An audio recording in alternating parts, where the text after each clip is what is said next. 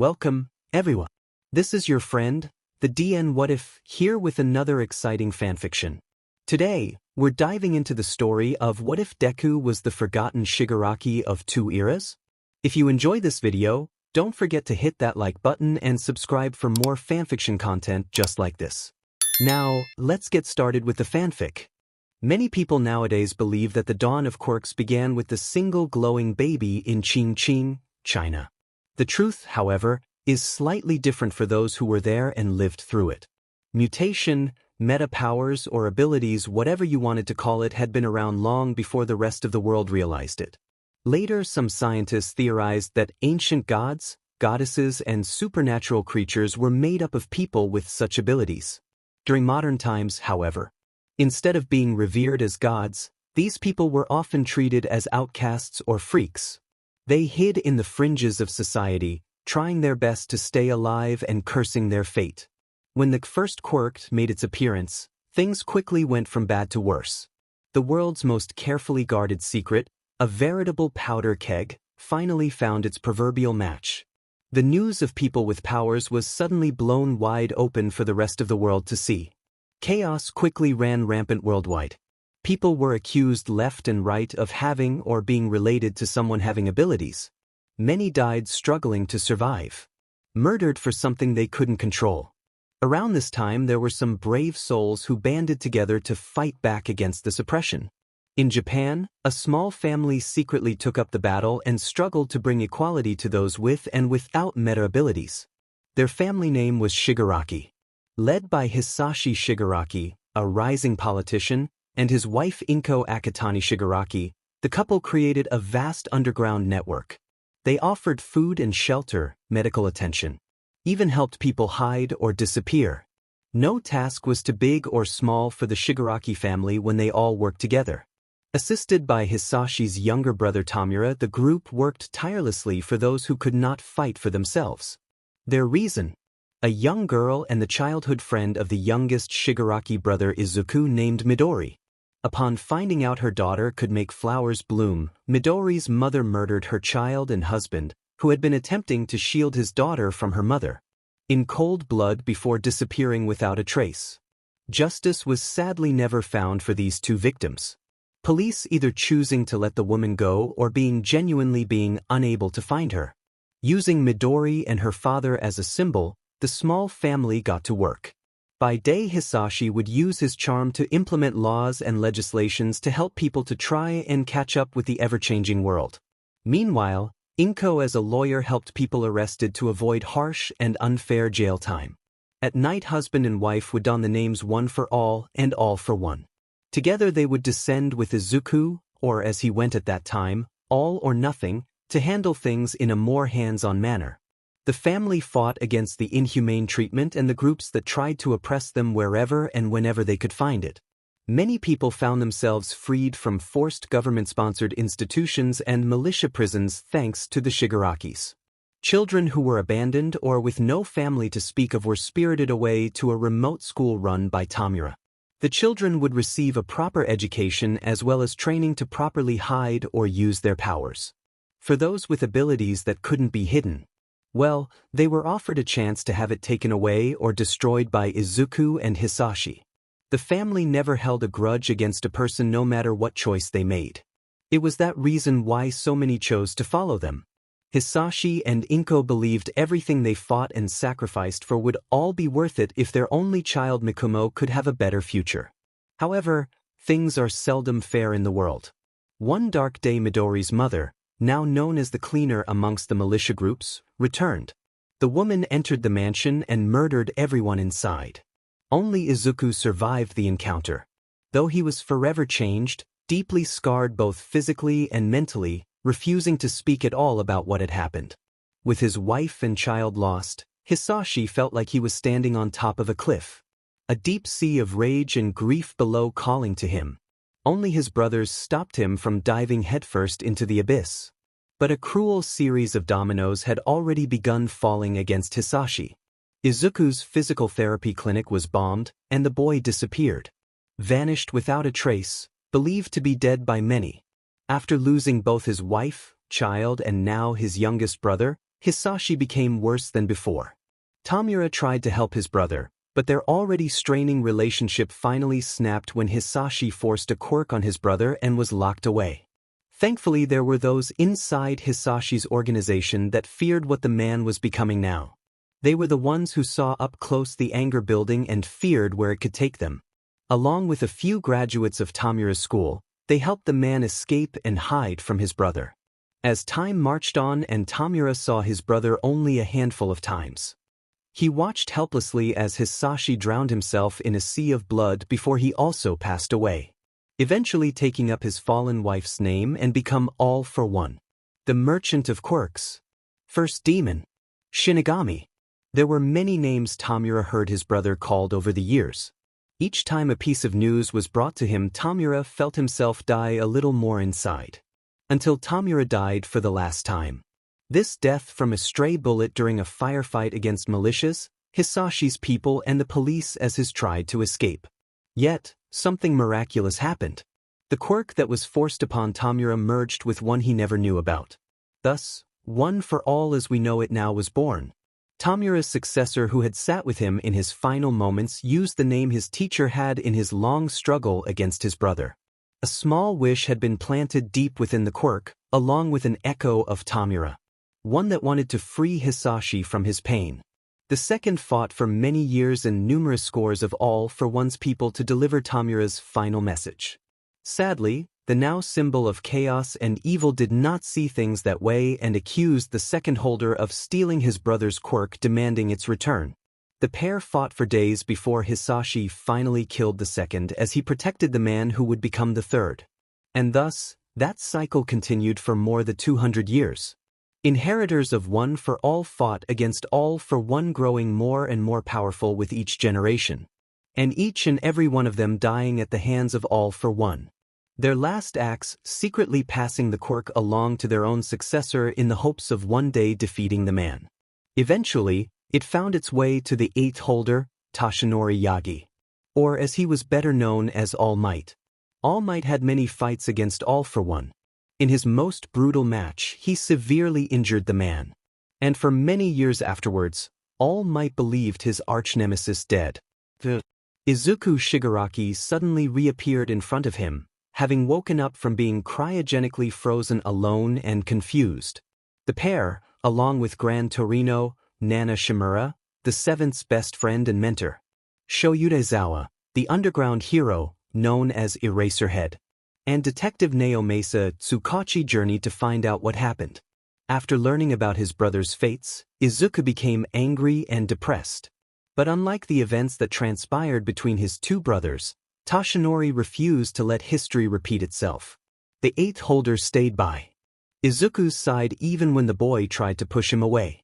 Meddling where you aren't wanted is what makes a true hero, after all. And thanks to that, Izuku now had a goal. Just like Tamura before him, Izuku would find Hisashi, and he would save him. He would save every person he could, to make up for not being there to save his family before. Izuku Shigaraki would be a hero. Green eyes looked longingly at the large cup. I will not be bribed. A civilian-dressed present Mike nodded at Midnight, who pulled something out, placing it on the table next to the drink. I can dash. It's your favorites? Midnight purred, pointed at the bag. Inside contained Izuku's favorite treat next to a large to-go cup of coffee. I can absolutely be bribed, the boy said, reaching out and grabbing the drink and pastry from both heroes. Thank you for the food. The pair high-fived each other secretly. They hadn't broken someone this fast since Shoyuda adopted his last cat. Izuku set to work devouring the pastry, pausing only to take a sip of coffee, reveling in the taste. Toshi never let him have coffee anymore. Not since the chat with Recovery Girl and Shoyuda about healthy nutrition. At the beginning of Izuku's beach cleanup, the pair had gone to see the woman. The beach was a perfect place for Izuku to work on his grief. And it was also a great way to exercise and build up his strength for his upcoming entrance to the hero course. And another important part of building that strength came with setting up a healthy meal plan. In a weird twist of fate, such a task was perfect for Toshi. The man had secretly procured a diploma in his youth in nutrition while he was in the United States. The tall blonde also had another office administration that he started masquerading as All Might's secretary. Izuku had joked about getting Toshi a pair of glasses when he found out. The comparison going right over everyone's head sadly. Neither male had any idea that Aizawa had also been listening in on their conversation. The underground hero had snuck into the infirmary and had been sleeping on one of the beds. That is until he had slunk out from behind the curtain. Izuku was not ashamed to say that he and Toshi had let out shrill screams when the yellow sleeping bag had slid out from underneath the curtain. Coffee that was once Izuku's lifeline had been banned until after exams, much to his horror. The green-haired boy had tried to argue but the hero just gave him a deadpan stare. Even Nedzu had gleefully gotten in on the ban, letting the rest of the staff know. Lunch rush would not longer give Izuku his favorite drink. The chef hero would instead pat Izuku's head and give him a glass of milk when he tried to use the puppy dog eyes. So, Izuku said, wiping the crumbs away looking at the pair. What do I have to do again? Well, you see, Midnight started explaining. Recommendation exams are usually straightforward. Heroes stay in one area while examinees takes the test. Apparently, years back during the one, a hero used their quirk to give their candidate help. Of course, the candidate didn't know this and was later admitted to general studies, but it caused a big mess at the time. Most heroes normally comply with the rule now, and there isn't a problem but this year dash. Endeavor's recommending his son, Present Mike interrupted, cutting right to the heart of the matter. And since he thinks, rules don't apply to him. Endeavor, Izuku said, a constipated face surrounded by fire suddenly appearing in his mind. Oh, flame guy. You got it, Present Mike nodded, giving a thumbs up. That's why Nedzu wants you to go undercover in the exam groups. He also wants us to tell you that this is part of your own exam. My exam. We already know that you'll ace any written and practical thrown at you, Midnight explained. Memories of the first time the heroine watched a video of Izuku fighting against Power Loader's robots. So Nedzu decided on something different for you. You're going to be going into the exam completely blind. Your task is to observe not only the students' quirks but also their personalities. Your observations and judgment will be taken into consideration when the students are being chosen. Nedzu basically wants to use that big brain of yours when it comes to selection this year, Present Mike simplified. And speaking of the upcoming year, have you told your brother what you're planning to do? Izuku's face dropped almost as if a dark cloud had appeared. I have, but he hasn't responded to me. I think he's mad about my decision. Messages between Izuku and Hitoshi had started out small. Both brothers asked if the other was okay, if they were safe, eating well. Things had quietly progressed from there. Hitoshi started asking questions that only Izuku would know. What sort of flowers was in Inko's wedding bouquet? Mikumo's favorite stuffed animal? How Tamura got that scar on his elbow? Eventually, Izuku had gotten fed up with the constant questions and demanded to know why Hitoshi was interrogating him. Hitoshi apologized and then asked one final question. Where have you been? Izuku hadn't known what to say at that. Spending days agonizing over how to tell his brother and using the beach cleanup to work out some of his frustration. Finally, he had asked Toshi what to do. The man was surprised for a second before a strange look came to his face, and he told Izuku to tell Hitoshi everything. The whole story from waking up underground with no idea what had happened. That a hero had found him and taken Izuku to the police. That he had been learning from Nedzu at UA and wanted to be a hero. Toshi had only asked that Izuku not tell Hitoshi about his involvement. Your brother and I have a very bloody history. Even if he's not as active as 5 years ago, he still has powerful allies. If All for One finds out that All Might of all people is looking after his kid brother, well, he might just ask them to do something stupid. So Izuku did just that. He explained the whole story. Even telling Hitoshi something he hadn't told anyone else yet. One night when he was working on the beach and it was super cold, Izuku had suddenly hit by a memory. He remembered beating his hands against something like glass, unable to move much as shadowed forms just watched him from the other side. The world became colder and colder until Izuku could no longer take it anymore and lost consciousness. Looking into cryogenics, Izuku found virtually nothing on the subject in the modern era. But tracing it back, there was a slew of scientists that had been working on it around the so-called dawn of quirks. It was clear after that Izuku someone had given him the Steve Rogers experience. But unlike Cap, who took a quick nap and woke up after 50 years, Izuku had a lengthier experience.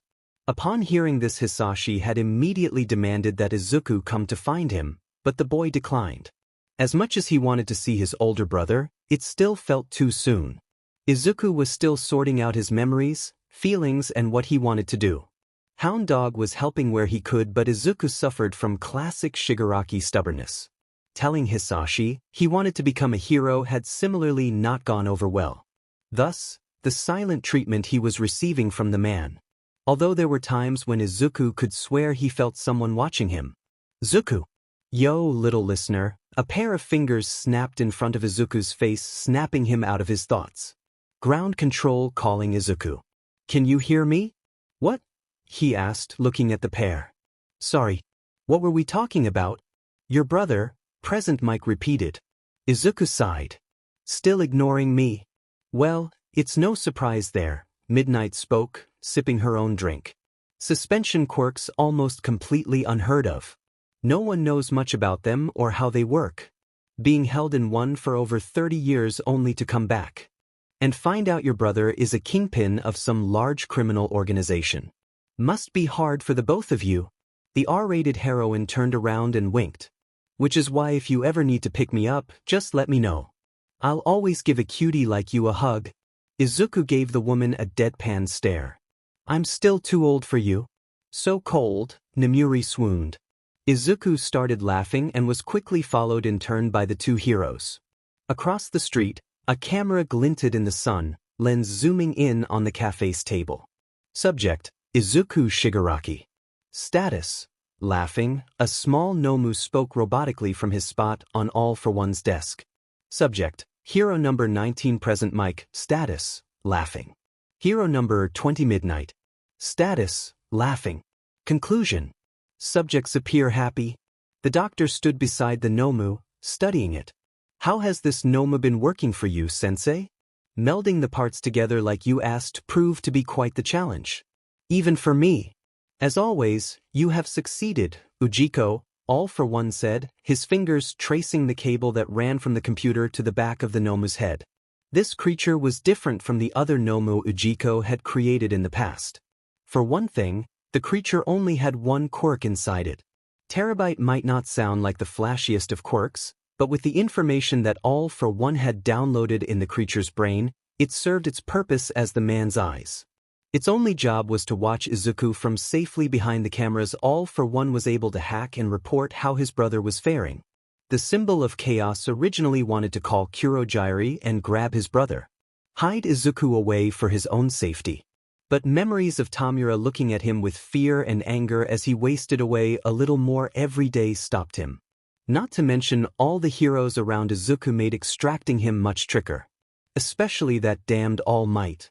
Why Izuku would ever want to be one of those spandex-wearing simpletons Hitoshi couldn't understand. Then again, his baby brother had always enjoyed reading American comics and manga when he was young. I was surprised when you showed me the picture, sensei, Ujiko said, light reflecting off his glasses as he watched the boy explain something. Who would have thought your brother was still alive? And he claims to have been frozen for 200 years. That is what he's told me, All for One hummed. You must have heard something about this. A rumor concerning cryonics? To be honest, many sciences were abandoned or outright blacklisted in the early years because of the Department of Quirks. The doctor spoke a trace of annoyance in his tone. Space travel, renewable energy, medical treatments. Even something simple like an organ transplant suddenly required mountains of paperwork. The blind man nodded, understanding what the doctor was talking about, adding his own 2 cents on the matter. Those without quirks did not want risk infection, as I recall.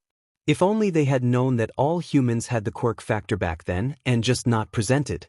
The world might be a very different place, the doctor sighed. But due to the long gap between those times, science has much to catch up with. Unfortunately, some areas are worse off because of a lack of interest. Why try and create renewable energy? Someone with an electric quirk can just supply it. All for One made a sour face. He hated the way people forced responsibility off on others just because of their quirks. It was not fair to the people who were being forced and would no doubt come back and bit humanity hard later on. Imagine if all the plot of all those zombie movies actually happened one day. Hitoshi doubted people would have enough brain power to figure out how to keep themselves safe. Instead, it would fall to the heroes to save them, and when they'd have fell, so would society. What about cloning? Dr. Ujiko said, placing his hand on his chin and thinking about it. I have heard of people with duplication or cloning quirks. Success ranges between the size of the DNA sample and how well they know the subject. However, for the young master, I would say it's impossible. Can you say that with 100% certainty, though? All for One asked with a dangerous tone. No, not with first running his DNA, Dr. Ujiko said honestly. Given a large enough sample, he could run the boy's blood through every test possible. If the boy was a clone or some type of fake, then Ujiko would find out. If not, well, it would be interesting to see what something like all or nothing could do to the Nomu he was creating. Have you told Tamura Shigaraki about this? Ujiko asked, suddenly wanting to change the subject. His assistance could actually prove useful at obtaining a sample. Tamura has his own tasks right now, All for One answered, a fond smile on his face. And when it comes to me or the topic of family, he can be quite sensitive. Ujiko resisted the urge to snort. Before I even introduce him to the idea of Izuku, I have to make certain the boy is who he claims to be, the heavy feeling in his stomach making itself known again. The feeling had made its home in Hisashi's gut since All for One received his first reply from Izuku. My family will not fall into ruin again. I will protect them even. All for One clenched his fist and focused unseeing eyes at Izuku's smiling face. Even if it means ripping this fake apart to find what's left of my real brother. Izuku huffed as he carried the last tire over to the trash pile. He'd finally reached the bottom of the last garbage mountain and found an old Volkswagen buried underneath. After placing a phone call, he began slowly taking it apart piece by piece.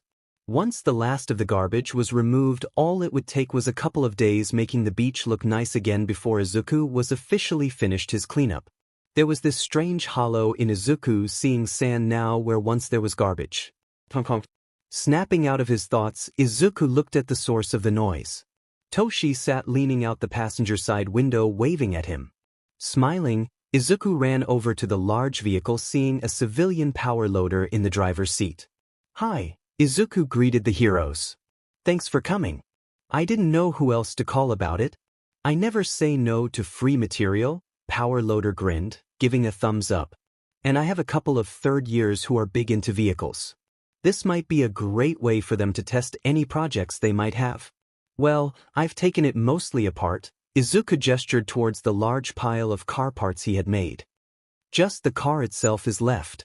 Give me a moment, and I can have it loaded up on the flatbed for you. Jumping off the truck, Izuku's feet never touched the ground. Turning around, he saw All Might giving him a disapproving look. A car is much heavier than the other items you've removed, the hero said, placing Izuku down on the ground. It's a small car, Izuku mumbled. Nonetheless, All Might spoke, opening the door and getting out of the cab. I will remove it for you. Before Izuku could argue that this was his project, Toshinori was already taking off running towards the beach. Sighing, Izuku turned back towards the car parts and started grabbing them. After getting one of the seats loaded on, he felt something rest on his head. Followed it and saw Power Loader smiling at him. You've done a really great thing here, kid. You should be so proud of what you've accomplished. Anyone could have done this. Izuku blushed, looking away. It's not that big a deal. Don't sell yourself short. Do you know how many people just walked by and did nothing? Power Loader asked. But I didn't do this to be nice, Izuku argued. I did it because I needed to do something, or I would go crazy. It was selfish? Power Loader sighed. And who gets to decide what's selfish? Kid, you were hurting. Hell, you probably still are, but you're trying. Do you know how many people I've seen do something stupid? Just 'cause they're hurting? It was true. Many people became villains because they were in pain. just like many others became heroes for those so-called selfish reasons. Majima himself had done it to prove just how valuable support items were to the industry. Hound Dog and Vlad King did it to fight quirk discrimination. Midnight to take the over-sexualized way society saw female heroes and turn it back around on them. People like the hero killer didn't care that they were just as human as everyone else. The trend of money, power, and fame was becoming more popular amongst the newer students. But didn't make them bad people. Just young and inexperienced about the ways of the world. UA was there so that they could help the students grow. They understood that a selfish reason isn't necessarily wrong if you look at it differently. I became a hero for fame. It could so easily be turned around and used to help bring light to the darker parts of their society. Money could be donated to help people struggling. Power to protect the powerless. It was all about perspective. And how much work you were willing to put into it. Power loader is right. Toshinori's voice came just as the flatbed sunk a little under the weight of the car. You shouldn't sell yourself short. What you've done here is a big deal and will make many people happy. Who cares why you did it? Izuku opened his mouth and looked like he wanted to argue. Now come on, let's get the rest of this stuff loaded up, Toshinori smiled, puffing himself up. You have a date tonight with a pair of sisters, as I recall. Toshi! Izuku cried out, going completely red. Don't say it like that. Ha! Asterisk, asterisk, asterisk, asterisk, asterisk, asterisk, asterisk. Ha! Mei cackled as she rolled around in the background. Much to Izuku's regret, Mimi had noticed his red face and asked if he was feeling okay. Not wanting to lie to the girl, Izuku had told the sisters what Toshi had said. It's not funny, Izuku whined, feeling his face heat up again. What if someone got the wrong idea? Charming, I blow myself up regularly, Mei snickered, sitting back up. Pretty sure the bar's set low when it comes to me. Mimi reached out and tugged her sister's shirt. Mei, what's wrong with Izuku dating us? Doesn't dating mean you like spending time with a person a lot? Mei froze, her eyes widening comically. Go ask Mom. Okay. Mimi nodded, disappearing from the screen before Mei could stop her. The inventor's hand was held straight out for a moment before she groaned, running her hand over her face. I'm so dead. Karma. Mei stuck her tongue out. Good. The pair lapsed into silence for a moment before Mei gave Izuku a severe look. Did you remember Mimi's necklace? Thinking back, Izuku remembered seeing Mimi holding up the new piece of jewelry last week during one of their talks. It was a simple metal pendant made to look like a flower that suited the girl well. What about it? Izuku asked. Mei sighed and ran her hand through her hair. It's a tracker. What? Huao dash. Gramps, Mei answered, holding up her arm and showing off a bracelet with a wrench-shaped charm on it. I was testing out a new scanner and found them. I asked Gramps about it, and he said it was so he could keep us safe. That's... Izuku began before trailing off. Honestly, he wasn't sure what to say to Mei. He wouldn't have been surprised if Hisashi had done this with him and Tamura, especially after Midori. But finding and knowing about it was different than being ignorant. Gramps never talks about his past, Mei continued looking serious. But I think something bad happened to him. Izuku sighed and took a deep breath. Let's be honest here for a second. If something happened to you or Mimi, what do you think Gramps would do? Bitch slap whatever idiot was stupid enough to mess with us, Mei answered without a moment's hesitation. Bingo, Izuku nodded. You're just upset 'cause he didn't tell you? But really, who would come after us? Anti-quirkless groups for one, Izuku said, causing the inventor to flinch. Taking another deep breath, Izuku softened his tone so that he didn't sound so harsh. Just talk to him. Tell him you're how you feel about being tracked without permission. But dash. Mei, you're smart, probably the smartest person I've ever met, Izuku continued. Trust your instincts. If something did happen to your Gramps in the past, you need to know. If not for your own safety, then for Mimi's. Mei sat there before nodding. He offered to pay for self-defense lessons for us. Personally, I don't need it. Anybody stupid enough to mess with me either meets the business end of my wrench. But Mom's thinking of taking him up to it for Mimi. Especially with me moving to UA's new dorm system for the upcoming school year. Izuku gave a fake gasp. But May, you haven't even been accepted yet? Yet is the key word there. Charming, the inventor gave a vicious smile. One look at my babies, and you'd will be begging me to join. May. A dark voice came as an older version of Mimi made an appearance over the back of the couch. Why did your sister ask me about dating just now? I've told you no dating until you're 30. Hi again, Izuku. Mimi appeared smiling on the screen again as May was dragged off by her mother. Izuku laughed and started talking to Mimi. Asterisk, asterisk, asterisk, asterisk, asterisk, asterisk, asterisk. Izuku was exhausted. Turns out that UA's exams were all jam-packed together. First were all the recommendation students for the 4 courses. Then after figuring out who would receive the 12 coveted spots, the school only a couple of days to prepare for the open exams. For the recommendation exams, only 50 students were allowed to compete for 4 spots. 4 highly desired spots for each of the hero, general, management and support courses. Izuku had offered to introduce May to Power Loader. The girl had just waved him off, saying she enjoyed the competition of a large group. Usually, the hero course didn't have as many participants as the others. But last year, Nedzu had changed the rule, opening it up for sidekicks to propose a would-be candidate. They still had to receive permission from their agency, but now those who weren't in top-ranked positions had a chance to choose someone for the next generation. Each day 10 of the students for every course completed, giving it everything they had in a battle to get chosen for one of the sought-after positions. So far, Izuku has seen some exciting people competing in the hero exams over the past 4 days. There was a boy who could merge shadows, a girl able to be able to create anything, a person with what looked like engines coming out of his legs, and another who could split and control parts of her body at will. Choosing was just so hard. Izuku wanted everyone to succeed.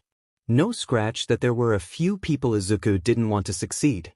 The candidate from the Pro Hero Slide and Go, for example. The hero had brazenly come up to Izuku on the 3rd day with his recommendation and introduced themselves. None of the other heroes or students had recognized Izuku from his viral video so far. But those 2 had. Almost like they'd been searching for Izuku. Something about how the hero and his protege, a girl with a powerful quirk, unsettled the curly-haired boy.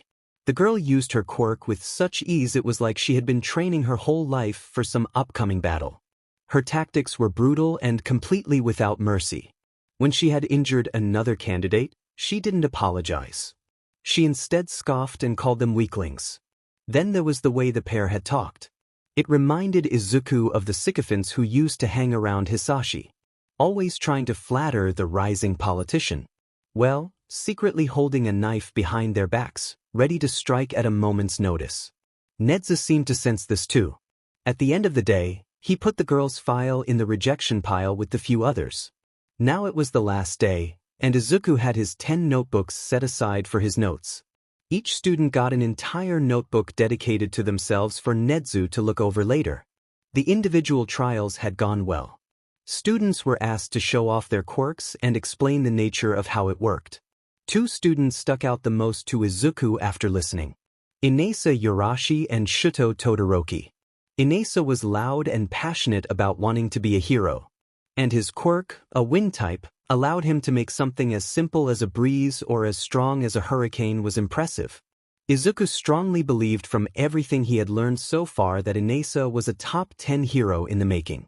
But that was also where he ran into trouble. The entire time Inasa talked about his quirk, he only focused on its combat uses.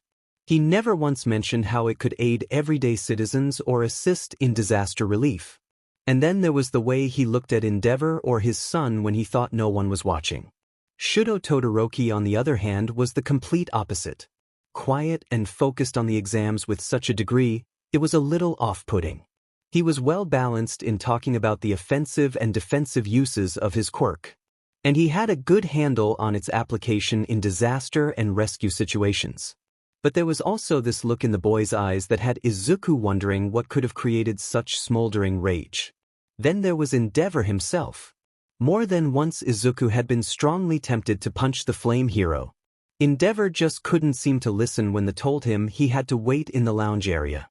Endeavor would just glare and cross his arms in some attempt to intimidate whatever unfortunate staff member tried to caution him. The flame hero only seemed to back off for good when Netsu personally warned him if Endeavor continued his behavior, he would receive a hefty fine.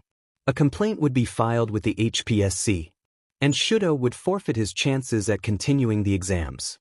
Shudo Todoroki stood next to his father when Netsu gave his final warning, and his expression never changed. It was like the boy was carved straight out of the ice his quirk seemed to produce as he walked off silently to take the written part of the test. Izuku watched the dual-haired boy even closer after that. It took him a while, but eventually he clued into something. Shudo Todoroki wasn't using his full quirk. Judging from what Izuku had seen so far, it was safe to assume that heat or fire was the other half of his power. But why wasn't he using it?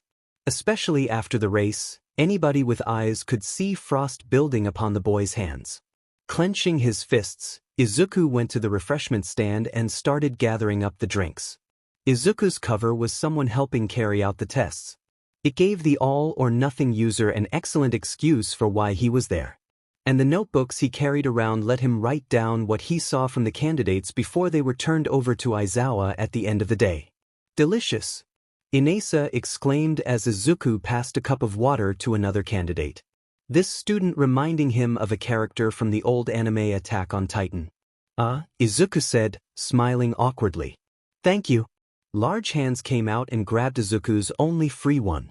Your dedication to helping us is really passionate. I like you. What's your name? Izuku, the boy said, pulling back a little from the loud boy. Izuku-h Midoriya. I'm Izuku Midoriya. Sorry, my dad got remarried recently, and we changed our name. Internally Izuku winced as he lied. He had been thinking about going by Inko's maiden name when he entered UA. So why had Midori's face suddenly had popped into his head? Let's be friends, Midoriya. Inesa smiled, leaning in closer, reminding Izuku of a giant puppy. Sure. Dropping his voice, Inesa talked a little lower. You're really nice, Midoriya, but you should be more careful around Endeavor's son. Pardon? Izuku asked, his hand gripping the tray a little tighter. Endeavor's son is just like him, the wind user hissed lowly, glaring at the boy stretching off in the distance. They are dashed. Hand shooting out like a viper, Izuku used his fingers to grab Inesa's ear and twist. This was the same move that Rin would use on the Shigaraki children when they were little. No matter how big and strong you may have thought you were. Once Rin got her hands on you like this, it was all over. Now you listen here, Izuku hissed, dragging the boy closer, aware of all the eyes now watching him. This is a very stressful day for everyone here. People cope with the stress in different ways. But furthermore, if you have a problem with someone, you talk to that person directly, Izuku continued, not letting Inesa get word in. You do not go around talking behind their backs. Especially not when you just met them today. Understood? Inesa opened and closed his mouth like a fish unable to speak. Well, Izuku said, narrowing his eyes slightly and pinching the ear just a little more. Regaining his voice, Inesa pulled out of the vice grip and bowed deeply. Yes, sir. Smiling, Izuku reached down and pat the boy's shaved head. Very good. Now you drink up. The next part of the exam is starting soon. Turning and walking away, Izuku ignored the cry of, so passionate from behind him. Making his way to his target, who was in the middle of stretching, Izuku was glad the last 2 drinks hadn't gotten spilled. Shudo Todoroki, green eyes locked with suspicious gray and blue ones. Let's talk. Shudo felt unseen eyes on him the entire day. At first, he had just believed it was Endeavor. Despite multiple warnings from staff members, the flame hero continued to walk back in and yell at Shudo from the sidelines. When a section of the test was over, Endeavor would be right there grabbing his son's arm and ordering him to cease his childish tantrum. You are my masterpiece, Shudo. I gave you this power for a reason. Use it? Shudo clenched and released his right hand over and over again, trying to return feeling to it. The downside of using Mother's Ice for so long was that it would build upon his body. The frost wasn't so bad to deal with a little at a time. But Shudo had been using his right side all day, so a lot had built up. It sometimes felt like Mother was trying to reach out to Shudo through her quirk. To stop Endeavor's flames from taking over and corrupting Shudo even more so than he already was. And bury him in a world of cold ice. A cool hand reached out and covering the scar on Shudo's face, trying to chase away the voices. Delicious. Pulled from his thoughts suddenly by the loud shout, Shudo saw one of the other applicants talking to a person with green hair. Gray and blue eyes narrowed suspiciously as he observed them. Hadn't the shorter person been following their group all day? Shudo was sure he had seen the boy writing something down every time a test finished up. Was he a hero? No, he looked too young, and Endeavor had drilled all the teachers' names and faces into Shudo's head before coming here. An older student perhaps? Endeavor believed that watching the sports festival was beneath Shudo. Learning their names, faces and quirks was not worth it. The participants were just stepping stones for him to walk over on his path to being number one. Whoever the boy was though, he was strange. Shudo decided that he would have to stay away from. The boy suddenly reached out and grabbed the other's ear, pulling him down with a thunderous look. The dual quirk user, along with all the others, watched as the loud boy paled at whatever was being said. Shudo would sometimes see Natsuo with the same expression on his face when Fuyumi was talking to him. From what he overheard, his siblings were talking the garden about Natsuo moving out. Natsuo was trying to convince Fuyumi to leave also, but their sister would just argue that she couldn't leave Shudo behind. The red and white-haired boy didn't understand what he had to do with where Fuyumi lived. It's not like any of them were close. Especially not since Mom and... Shudo shook his head again, refocusing back on the scene before him. Yes, sir, the loud boy exclaimed again. Instantly the angry look vanished from the shorter boy's face as he pats the loud applicant's head before walking away. Towards Shudo. Smiling. Shudo Todoroki, green eyes locked with blue and gray tones. Let's talk. The hairs on the back of Shudo's neck suddenly stood up as if warning him. About? Your choice. The boy smiled brighter, kneeling down and reaching the tray out. Shudo got ready to strike. Either this was sneak attack, or this boy was a villain who had snuck into hot chocolate or green tea? Give him a drink? Technically, I should only be giving you water or juice. But we both know that won't help you right now. Green eyes flicked towards the small remnants of frost on Shudo's jacket. Will it? Turning to hide his arm, Shudo glared. I don't know what you're talking about. Did my father send you? You can tell and dash. The same hand as before reached up and settled itself on Shudo's head right where his hair parted. A scary look coming to the boy's face again. Listen here, you foolish child. I don't even know your father. The boy leaned in, careful not to spill the drinks. And if I did, I doubt he could convince me to spy on you. Or I'm guessing to tell you to use the other half of your quirk. The world froze as Shudo's eyes widened. How did you dash? I've been watching. It's not hard to guess, the boy remarked, removing his hand and sitting back again. The frost is a dead giveaway for anyone paying attention. You may want to work on that. What do you want? Shudo narrowed his eyes. For you to choose one of these drinks? Green eyes brightened as the boy smiled again. You are aware the next part involves water, right? If you don't properly warm up, I'm worried you might hurt yourself in the next test. Oh, Shudo thought, looking at the boy. This stranger was worried about the water reacting with Mother's ice and hurting Shudo. Thinking back, Shudo was pretty sure he had seen the boy helping other students stretch or offering them band-aids. Can I? The boy hummed, sitting down and placing the tray between them. Can I have the hot chocolate? Shudo whispered, feeling stupid all of a sudden. The half-hot/half-cold user had never really had hot chocolate as a kid. Endeavor had put Shudo on a strict diet the moment his quirk manifested. One time when Natsuo gave Shudo candy, he would comment that it was worse to his eldest brother. It got so bad that in those last few years there were times when the boy could barely look at certain foods without getting sick. Steam suddenly tickled Shudo's nose as he looked and saw the hot chocolate in front of him. Reaching out, the red and white-haired boy took the drink and, sipping it slightly, amazed by how delicious it was. Asterisk, asterisk, asterisk, asterisk, asterisk, asterisk, asterisk. Izuku had to talk to Nizu quickly. Something about the way the Todoroki acted was sending off all kinds of warning bells in his head. Izuku might not be able to guarantee a spot to the ice and something user, but he could damn well make sure that an application for the dormitory was sent out. Turning the corner, Izuku ran headfirst into something. Falling backwards and rubbing his nose, Izuku looked up. Cold blue eyes framed in fire stared back as Endeavor glared down. "Watch it," the hero growled. Izuku's eyes narrowed as he got up, putting his best smile on. "Apologies for running into you, Endeavor. I should have been paying more attention." The man's glares intensified. "Just tell me where I can find the examinee group, boy." "The examinees?"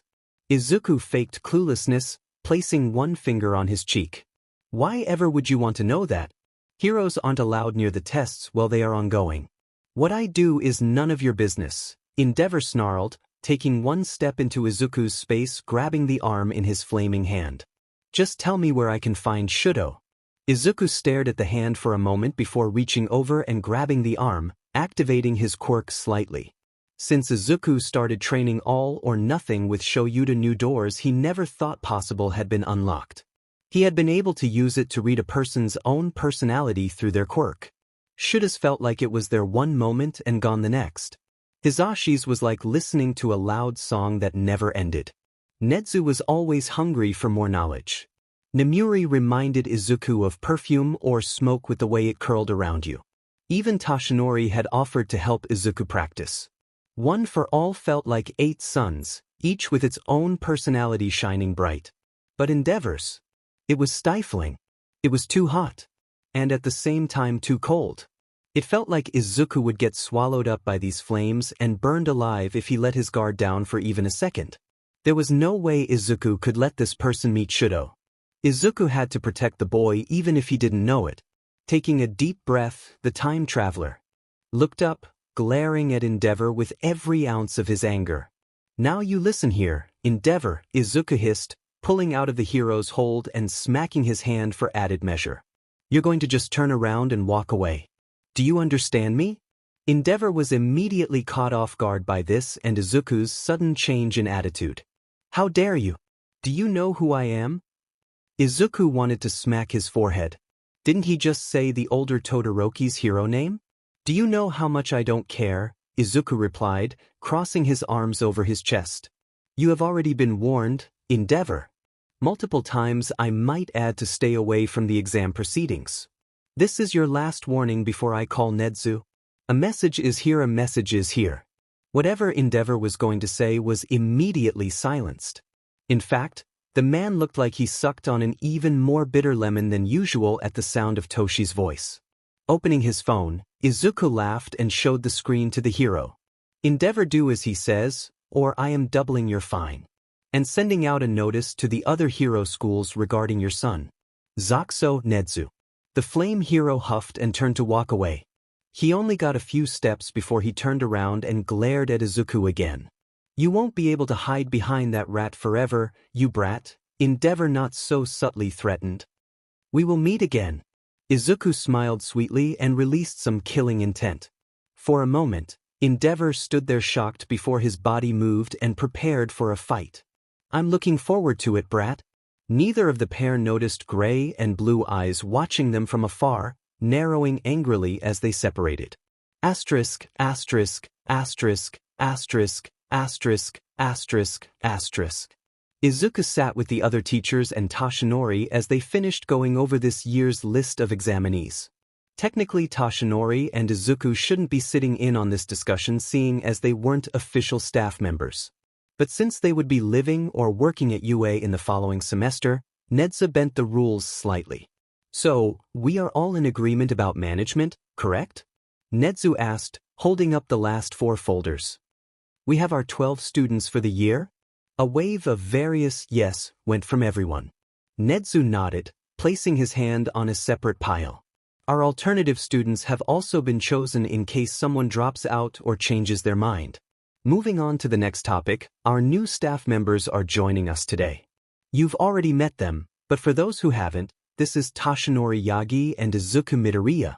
Toshinori's eyes bugged for a second as he looked at Izuku, who sat stone-faced.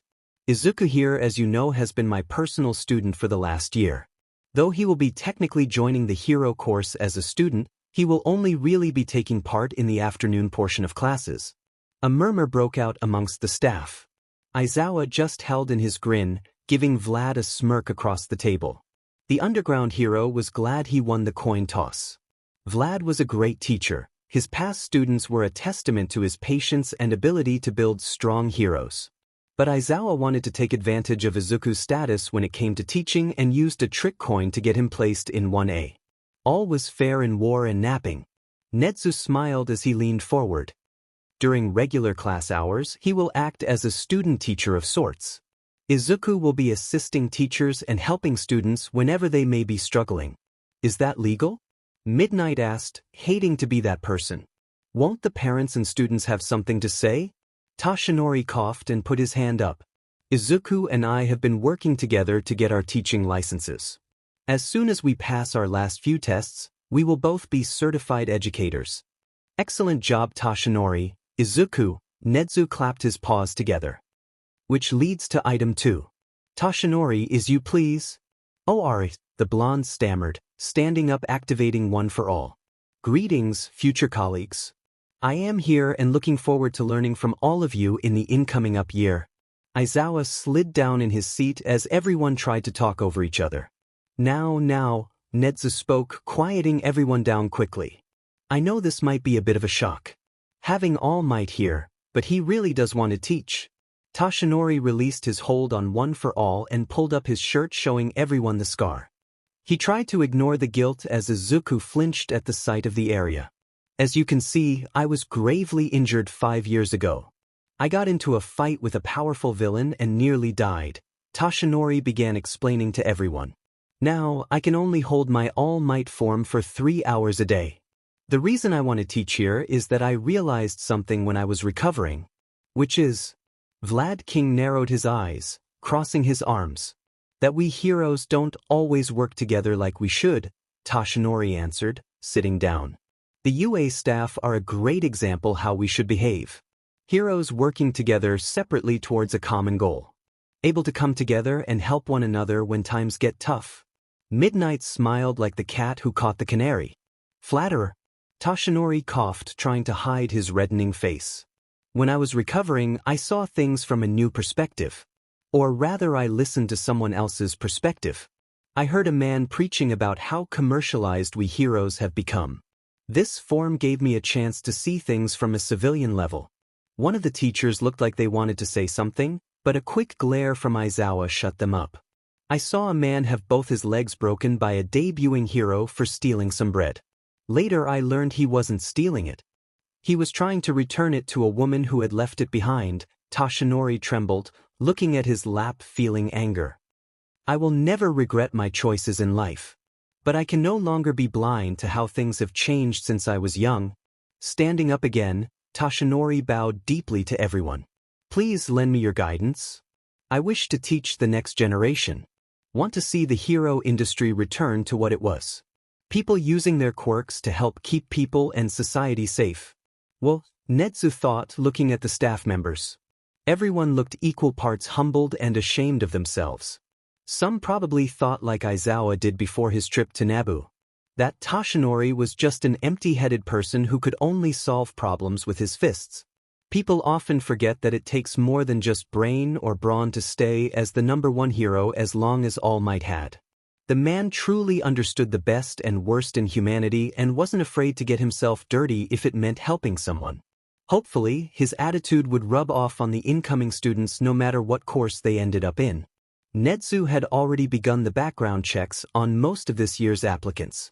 If a villain got it in their head to try and pressure one of his students, Netsu wanted to know exactly what button they pushed to turn he or she into their spy. Well said, Toshinori, Netsu smiled, banging his gavel. I suggest we all take a small break and visit the cafeteria. Lunch rush, I believe you made today's meal. Why don't we all go have some and come back in say half an hour so that we can address anyone's questions? The heroes all nodded and started making their way out of the room. Izuku, Netsu called out. Watching as the cooking hero walked up to Toshinori and started talking to him about his diet. Can we talk for a moment? Izuku looked at Toshinori and shrugged, saying he would catch up. Yes? I wanted to talk to. You about Endeavor, Nedzu began. I'm proud of you for not hitting the man. Goodness knows if he didn't have the HPSC's backing, I would be tempted to have Aizawa or Detective Tsukachi look into him. Thank you, Izuku said, playing with the hem of his shirt. Can I be honest with you about something? Always. Get Shudo out of that house. Izuku looked up, eyes hardening. Something feels wrong. I don't trust Endeavor around him. Nedzu nodded.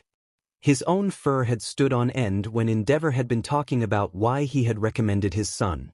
It might be tricky. Endeavor is not so easily manipulated or swayed. But I will see what I can do. Izuku let out a sigh of relief and nodded. Was that everything? Not quite, Nedzu sighed, sliding over a piece of paper to Izuku. Printed upon it was a notice of complaint filed against UA from Endeavor and the Hero Public Safety Commission about a specific exam staff member. Normally I would ignore this and write up fake report, but I believe some of them have gotten wise to me doing so. They have strongly urged me to punish this individual or they will see to it themselves.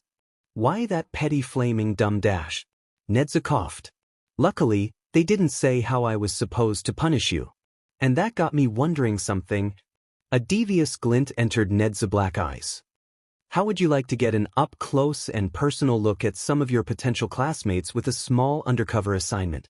Somewhere in the cafeteria, numerous teachers shivered, sensing the coming storm. Izuku snapped the last button on the uniform into place. Taking a deep breath, the curly-haired boy gave his best smile to the Izuku in the mirror. It was hard to think that this is what Nedzu meant. Izuku thought going undercover meant he would be doing something different when he was asked to go undercover.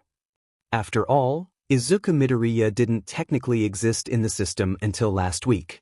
His background was entirely made by the principal and a few trusted underground individuals. There were no official documents linking back to him.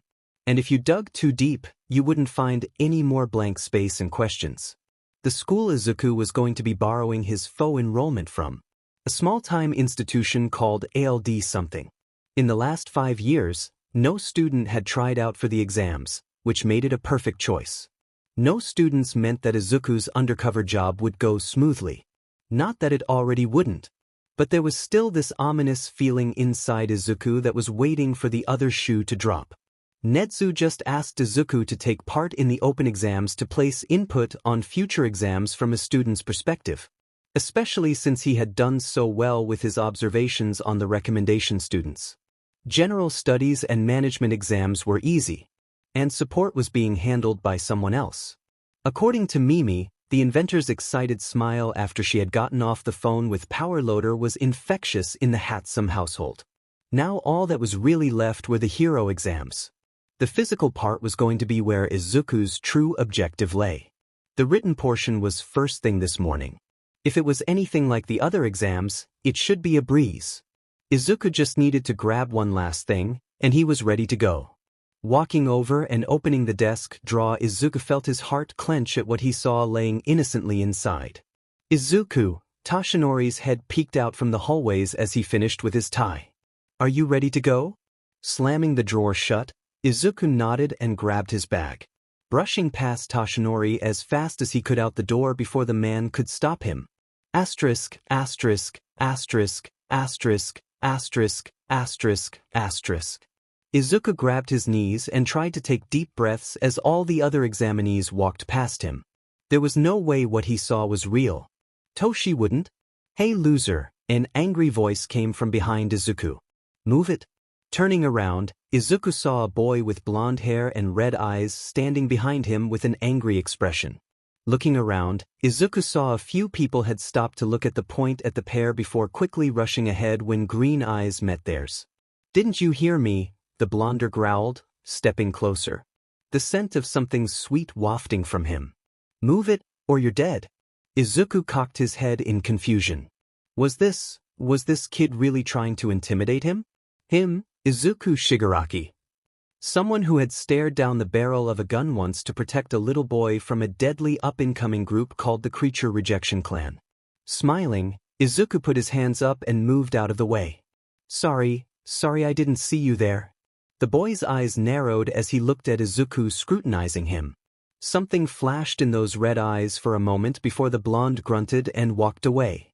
Izuku waited for a moment before following after, promptly tripping over his own feet, his shoelace not having been wholly tied as he rushed out of the apartment this morning. The ground was coming up fast when suddenly Izuku felt himself go weightless. A newer, happier voice spoke. "Sorry about using my quirk on you." A hand rested on Izuku's back, turning him upwards so that he wouldn't fall. Izuku saw a girl with short brown hair and kind but nervous eyes looking at him. "I just didn't want you to fall. Kinda felt like a bad omen, you know?" Weight returned. Izuku looked at the girl. Upon closer inspection, he saw pink pads on each of her fingers. Izuku had to stop himself from cooing at them since they reminded him of a cat. Instead, he reached in and pulled out a piece of candy and offered it to the girl. "Thank you very much for helping me," Izuku said, holding out the sweet to the girl. "Your quirk is cool. Gravity manipulation of some sort. Am I right?" For some reason, the girl seemed surprised by his gesture and quick breakdown of her quirk. Her face turned red as she danced around nervously. "Oh, no really. It's not that great." Deep breaths, Izuku coached, giving a comforting smile. "It's okay to be nervous. My sister used to tell me the trick is to have a piece of candy before going in. A quick sugar boost is all you sometimes need to really distract yourself." "Pretty obvious, huh?" the girl said, scratching one of the pink marks on her cheek. "I'm Ochako Uraraka, by the way." Izuku Midoriya, the boy offered, grabbing Ochako's coat sleeve and pulling the girl slightly. "Now come on. We don't want to be late." Ochako felt all the nervous tension that had been building inside her since she boarded the train last night disappear. In its place was what now felt like a calm sea of determination. Nodding, Ochako ran alongside her new friend, ready to face whatever came next. Asterisk, asterisk, asterisk, asterisk, asterisk, asterisk, asterisk. Red eyes stared at Izuku as Present Mike explained the test to the students. Izuku did his best to ignore the intense gaze. "Hey, so, they would be fighting robots?" Izuku looked at the shadowed images and recognized all the shapes save for one. Hadn't Power Loader told Izuku something about his robots recently? "Hey," a whispered voice said a little harsher. A sharp poke hitting Izuku in the side harshly. "What's your class, loser?" "Huh. Excuse me," a hand shot up. A spotlight came down on the person a moment later as a boy stood up. "This printout clearly shows 4 faux villains, yet you've only talked about 3. Such a blatant mistake on official data material is shameful." A round of muttering came from the other participants.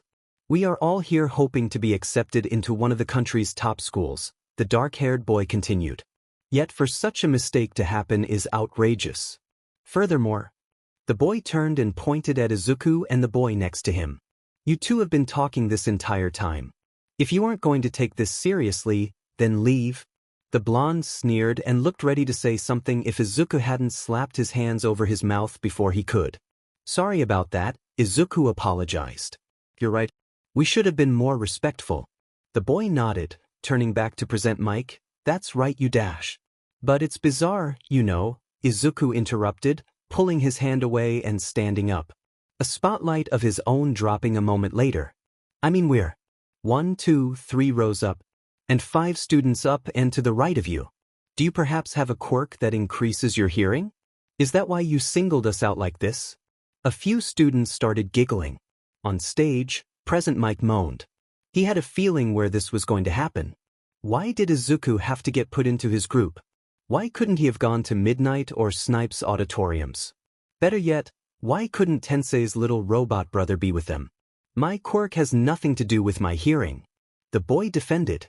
"Ah, I see," Izuku smiled, clapping his hands together. "Then you must be really nervous, huh? I mean, why else would you try and put us on the spot like this? Or interrupt the exam proctor before he's done explaining everything?" All right, Mike said, shaking his hands before things escalated even further. Getting back on track.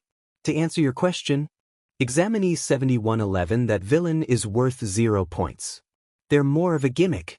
You can fight them if you want, but there's really no point. "I see," the boy bowed deeply.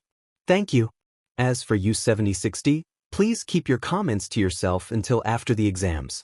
Mike scolded only to sigh when he received a cheeky salute in return. Moving on. Izuku zoned out for the rest of the speech instead of focusing on the boy's paper next to him, wondering what had the blonde so curious about him. Let's see. Katsuki Bakugo.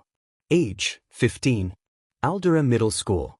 Exam number, wait a sec, Izuku realized, shifting his gaze slightly to look at his own exam card. Izuku Midoriya. Age, 15. Aldera Middle School. Shit. No wonder the blonde was so interested in him. Izuku's paperwork stated that they were supposed to go to the same school. And judging from what Izuku had seen of this kid's personality, this boy seemed like the type to know everyone that planned to take the exam. Izuku had a sudden urge to slam his head against the table. In the observation room, Netsu started cackling, causing a few teachers to slowly back away from the chimera. Asterisk, asterisk, asterisk, asterisk, asterisk, asterisk, asterisk. Izuku continued to stretch his legs as he got ready for the next phase of the exam. Glancing up, he saw Ochako in the distance doing some deep breathing. Preparing yourself mentally was all well and good. But if the girl didn't do some light stretches now, she would suffer later. Planning to go over and help, Izuku tensed when a hand grabbed his shoulder suddenly. Instinct kicking in, Izuku grabbed the arm and pulled the person down. He was planning on smashing his elbow into the person's face when he quickly realized it was the same boy from the auditorium. Releasing his grip, Izuku planted his hands on his hips. "Are you insane?" he scolded. "You don't just go around grabbing people randomly." "Apologies," the boy said, his face morphing from surprise to anger as he pushed his glasses up. "I saw you going to interrupt that girl's meditation. That sort of behavior is dash." "Hey, whoa no," Izuku glared back. "Don't go accusing me of anything. You don't know me or what I was planning." "But you are the same person from the recommendation exams?" the dark-haired boy asked, not realizing about their growing audience. "Are you not?" Izuku looked confused for a moment and took a good look at the boy in front of him. When he saw the metal sticking out of his legs, he suddenly remembered who this was. "Oh hey, I remember you now," Izuku spoke, his fist hitting open palm. "You're in dash." "And begin." Activating Cheetah, Izuku took off instantly, leaving a cloud of dust behind him. Soon he was confronted by a small group of one-pointers. For some reason, as soon as the red lenses zoomed in on Izuku's form, the robots scattered. There was a blue blur as the engine kid kicked a few of them, destroying them with ease. "We aren't done talking." "Sorry," Izuku yelled, picking up a piece of discarded pipe and smacking it against his palm. "Smash now. Talk later."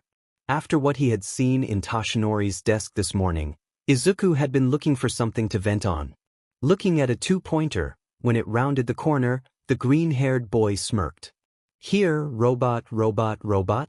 Launching at the metal figure, Izuku wasn't sure how many he smashed with his pipe.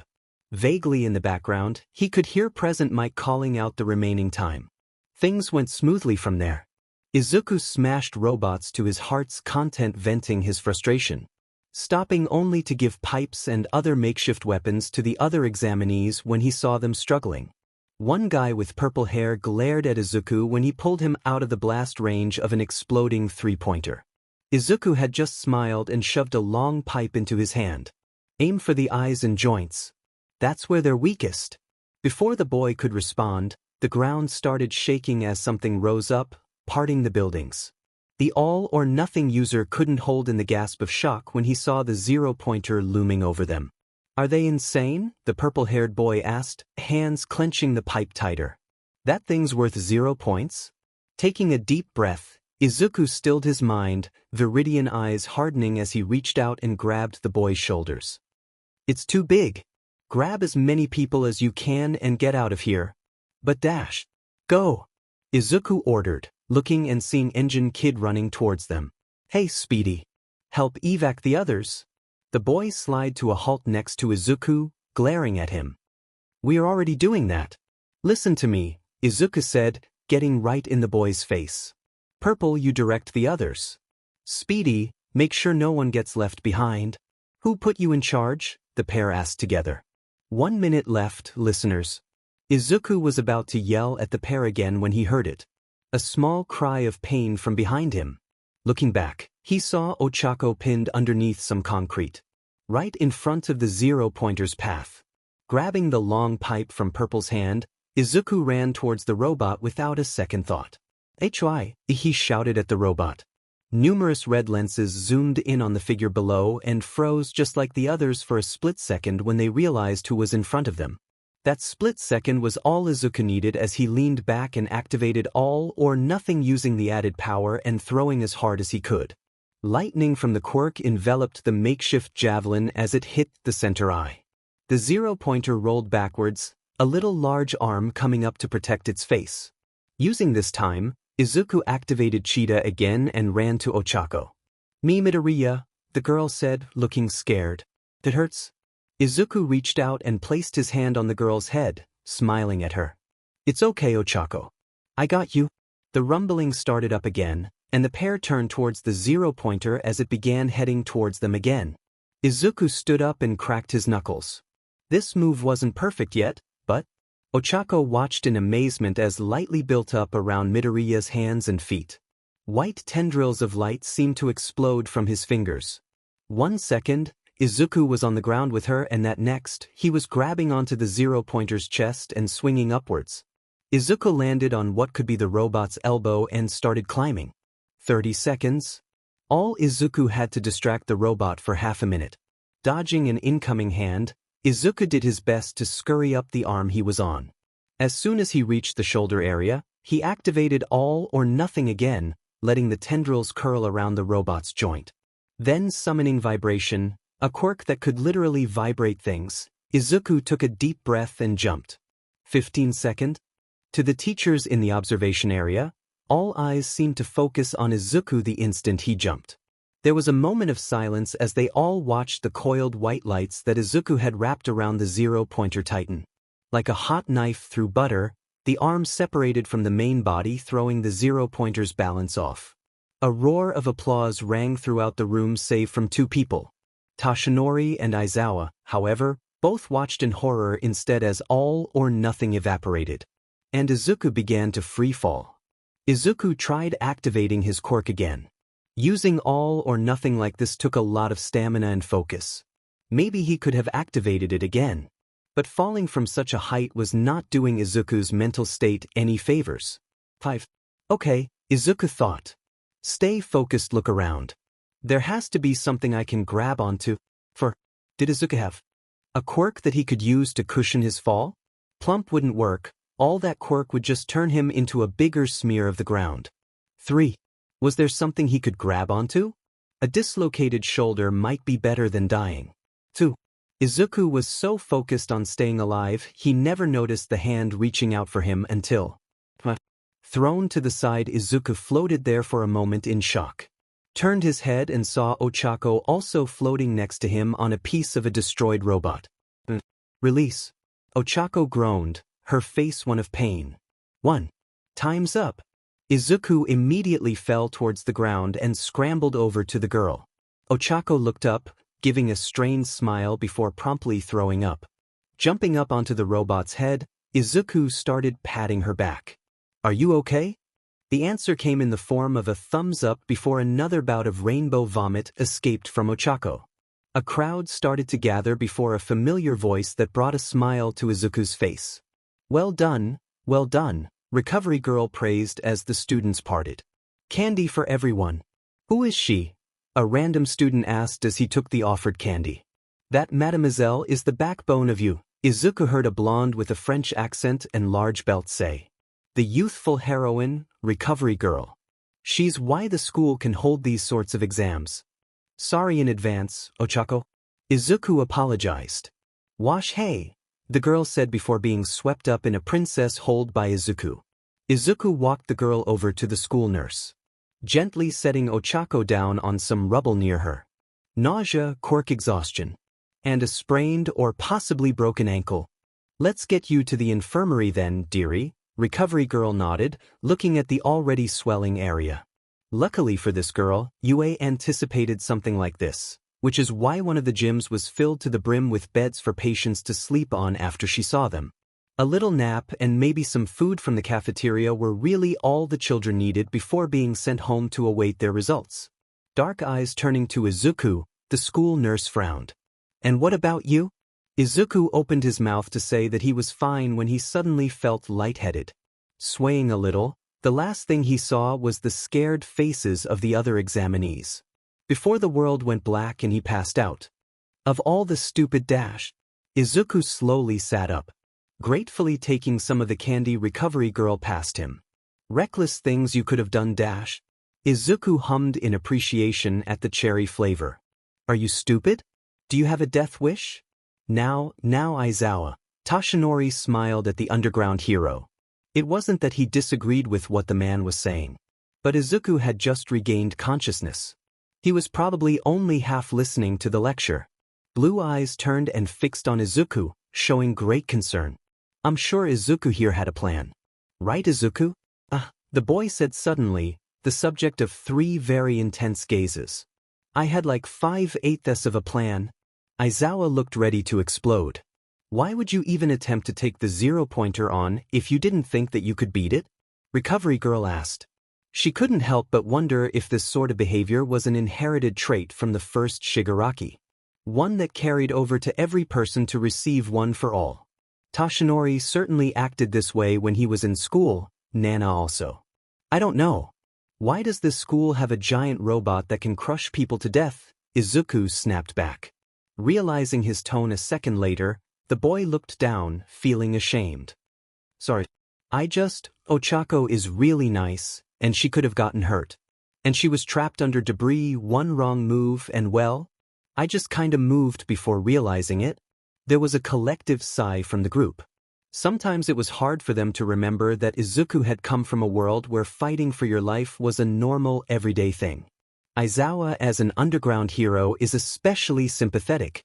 As someone who worked hundreds of some of the worst cases imaginable, he knew how hard it was to let go of that mindset, where 1 second of hesitation could lead to someone dying. Many of the incoming students were so blinded by the money and fame they could receive as heroes that they forgot this. Heroes must always be willing to sacrifice themselves for people. That was what the HPSC preached. However, finding true heroes that were willing to do that was few and far between. It was why Nedzu always released the 0-pointer during the test. The principal always felt like it was an excellent way to see which students this statement talked about. But it had been a long time since someone tried to take the 0-pointer on. Even longer since had done it to help another examinee. Aizawa sighed and leaned down, grabbing Izuku's head and forcing him to meet his eye. "Listen here, problem child dash." "Problem child?" Izuku flailed around. "I'm older than you." "Zip it." Dark hair started floating, causing Izuku to squeak and sit up a little straighter. "Next training session, we will be going over everything you did wrong during the exam. Staring from your behavior with Mike to the passing out. Am I understood?" Izuku sat there feeling very afraid for his next training session. He opened and closed his mouth a few times before surrendering and nodding. Toshinori and Recovery Girl just sighed in acceptance. "All right then," Aizawa nodded, standing up and turning around to walk away. Glancing back at Izuku one last time.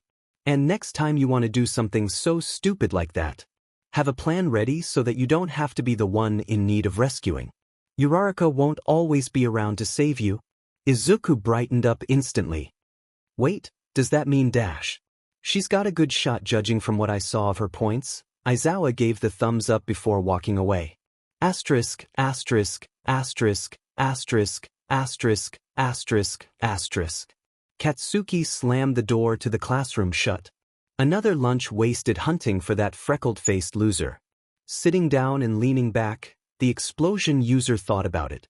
Katsuki was positive that the nerd's exam card had the same name as this shitty school. But all attempts to locate said nerd had come up empty. Nobody in this shitty place aside from Katsuki had even taken the UA general exams. Much less the hero course. They all knew what Katsuki would have done to them if they dared try. The few of the students who had been absent recently looked nothing like the mystery student. And the teachers had never even heard of an Izuku Midoriya before. It was possible that the weakling might have been a UA plant. But Katsuki seriously doubted that the school would need to do such a thing. Which left only one possibility. Izuku Midoriya must be a villain. Or a spy, at the very least. One that nobody knew about.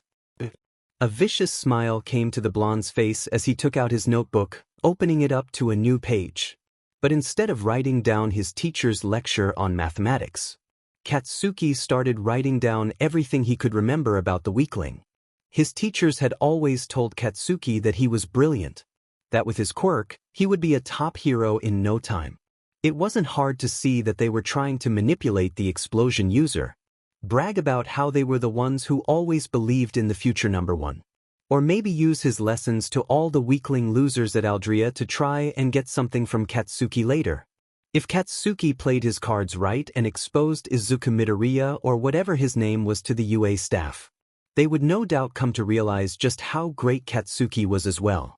The other pebbles that made up his future class would return to their proper places as stepping stones for Katsuki's rise to greatness. They could brag later how remarkable Katsuki was when they were struggling D-list sidekicks. Maybe if Katsuki played his cards right, Yurei might even let him skip a grade. Or graduate early if he exposed Izuku Midoriya. Katsuki was going to be bigger and richer than even All Might himself. And it all started here. The students surrounding Bakugo shivered, leaning away from the explosive blonde. Asterisk, asterisk, asterisk, asterisk, asterisk, asterisk, asterisk.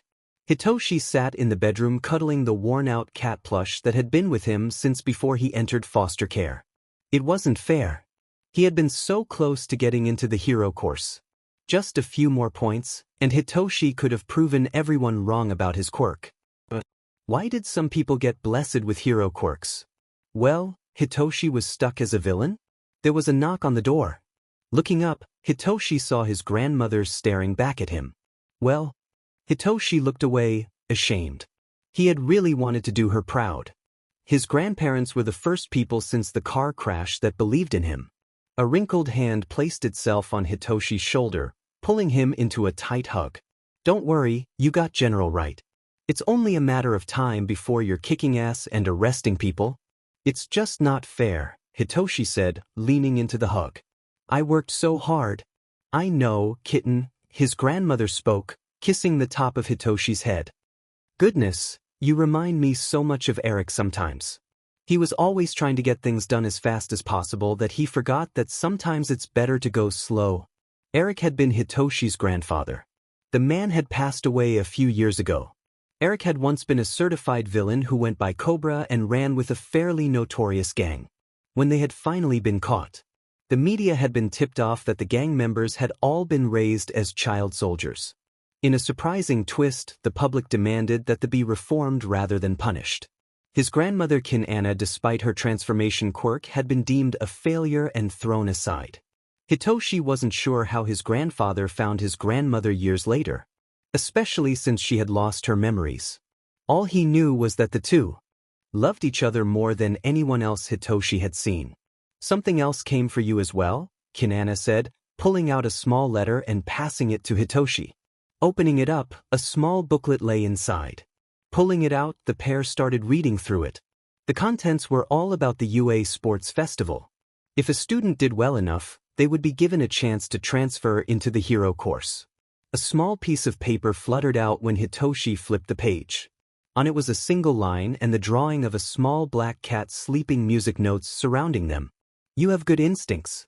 And you remind me of another hero I know. So don't stress too much. And try to build up your physical strength, though, till the right time comes. Hitoshi felt a warm sensation in his chest. One of the UA teachers had sent him a note encouraging him. Someone besides his family saw potential in Hitoshi. All he needed to do was get stronger, and then Hitoshi would be one step closer to his dream. Asterisk, asterisk, asterisk, asterisk, asterisk, asterisk, asterisk. Waiting, Tensei found, was always the hardest part. Glancing over, Tensei saw Tenya sitting on the floor stiff as a board. The brothers had been waiting for the mailman to arrive all day. So, I heard a funny joke today. Want to hear it? The younger Ida said nothing. He just continued to stare at the door. A moment later, as if on cue, There was the sound of something being dropped into the mailbox. Tensei had never seen Tenya move so quickly in training as when he dove towards the metal box. A second later, a hollow disc fell to the floor, lighting up as All Might appeared on it. "Booyah! I am here as a projection." Tensei turned his head to stop himself from laughing. He truly respected the number one, but the guy was so over the top sometimes.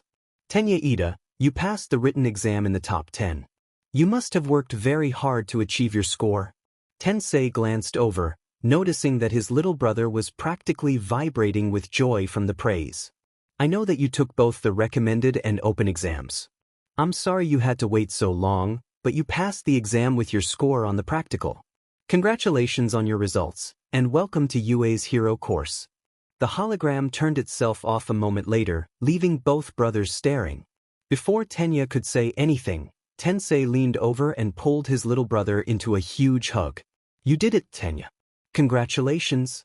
Tensei knew that Tenya had worked hard for this. Failing the recommendation exams had really bummed his little brother out. The hero had wanted to say something but was waiting to see the results of the open exams first. Tenya was a good kid with a big heart. He looked up to his older brother and parents so much, always saying how much he wanted to be a hero just like they were. And pretty soon that day would come. Tensei couldn't wait to see the day Ingenium and Tenya work together to make the city a better place. Asterisk, asterisk, asterisk, asterisk, asterisk, asterisk, asterisk. Ochako looked through the latest apartment rental listings. Her job delivering papers didn't pay much, but she had been saving. If she could just pay a few months' rent, then everything should be okay. And maybe if the gravity user was lucky, she could find a part-time job in Mustafa. Nothing too time-consuming so she could keep up with her studies. Maybe tutoring was something to look into? Opening indoor, Ochako kicked off her shoes. "I'm home." "Dad?" "In here, sweetie." Her mother's voice rang out from the kitchen. Heading further into the apartment, Ochako found her parents at the table looking at something. A serious look on their faces. "What's wrong?" the brunette asked, looking worried. Uraraka's mom smacked her husband's arm. "It's nothing, sweetie. Actually, we have some good news for you." "Good news?" Ochako's father pouted, crossing his arms like a child. "My sweet baby girl's gonna be surrounded by vicious beasts. And you call it good news?" "Oh, hush dear," the older brunette hissed, turning back before smiling at her daughter. "This came in the mail today." The Uraraka matriarch slid something over as Ochako sat down. Opening it up, she was surprised to see that the book contained information about UA's new dormitories. Dormitories that were rent-free for all UA students currently enrolled. Flipping through the book to the layout of the rooms and common areas, it was clear to see that the school had not skipped on the price. The principal made sure that everything their students could possibly need was included in the design. "We'd obviously send you money for food and necessities. But what do you think?" Mrs. Uraraka asked, taking Ochako's hand. "Next weekend, there's an open house for new students to see the dorms, but next week..." That explained her parents' faces when she walked in. Next weekend both her parents were going to be working at a site. There was no way either of them would have time to take Ochako to see the dorm.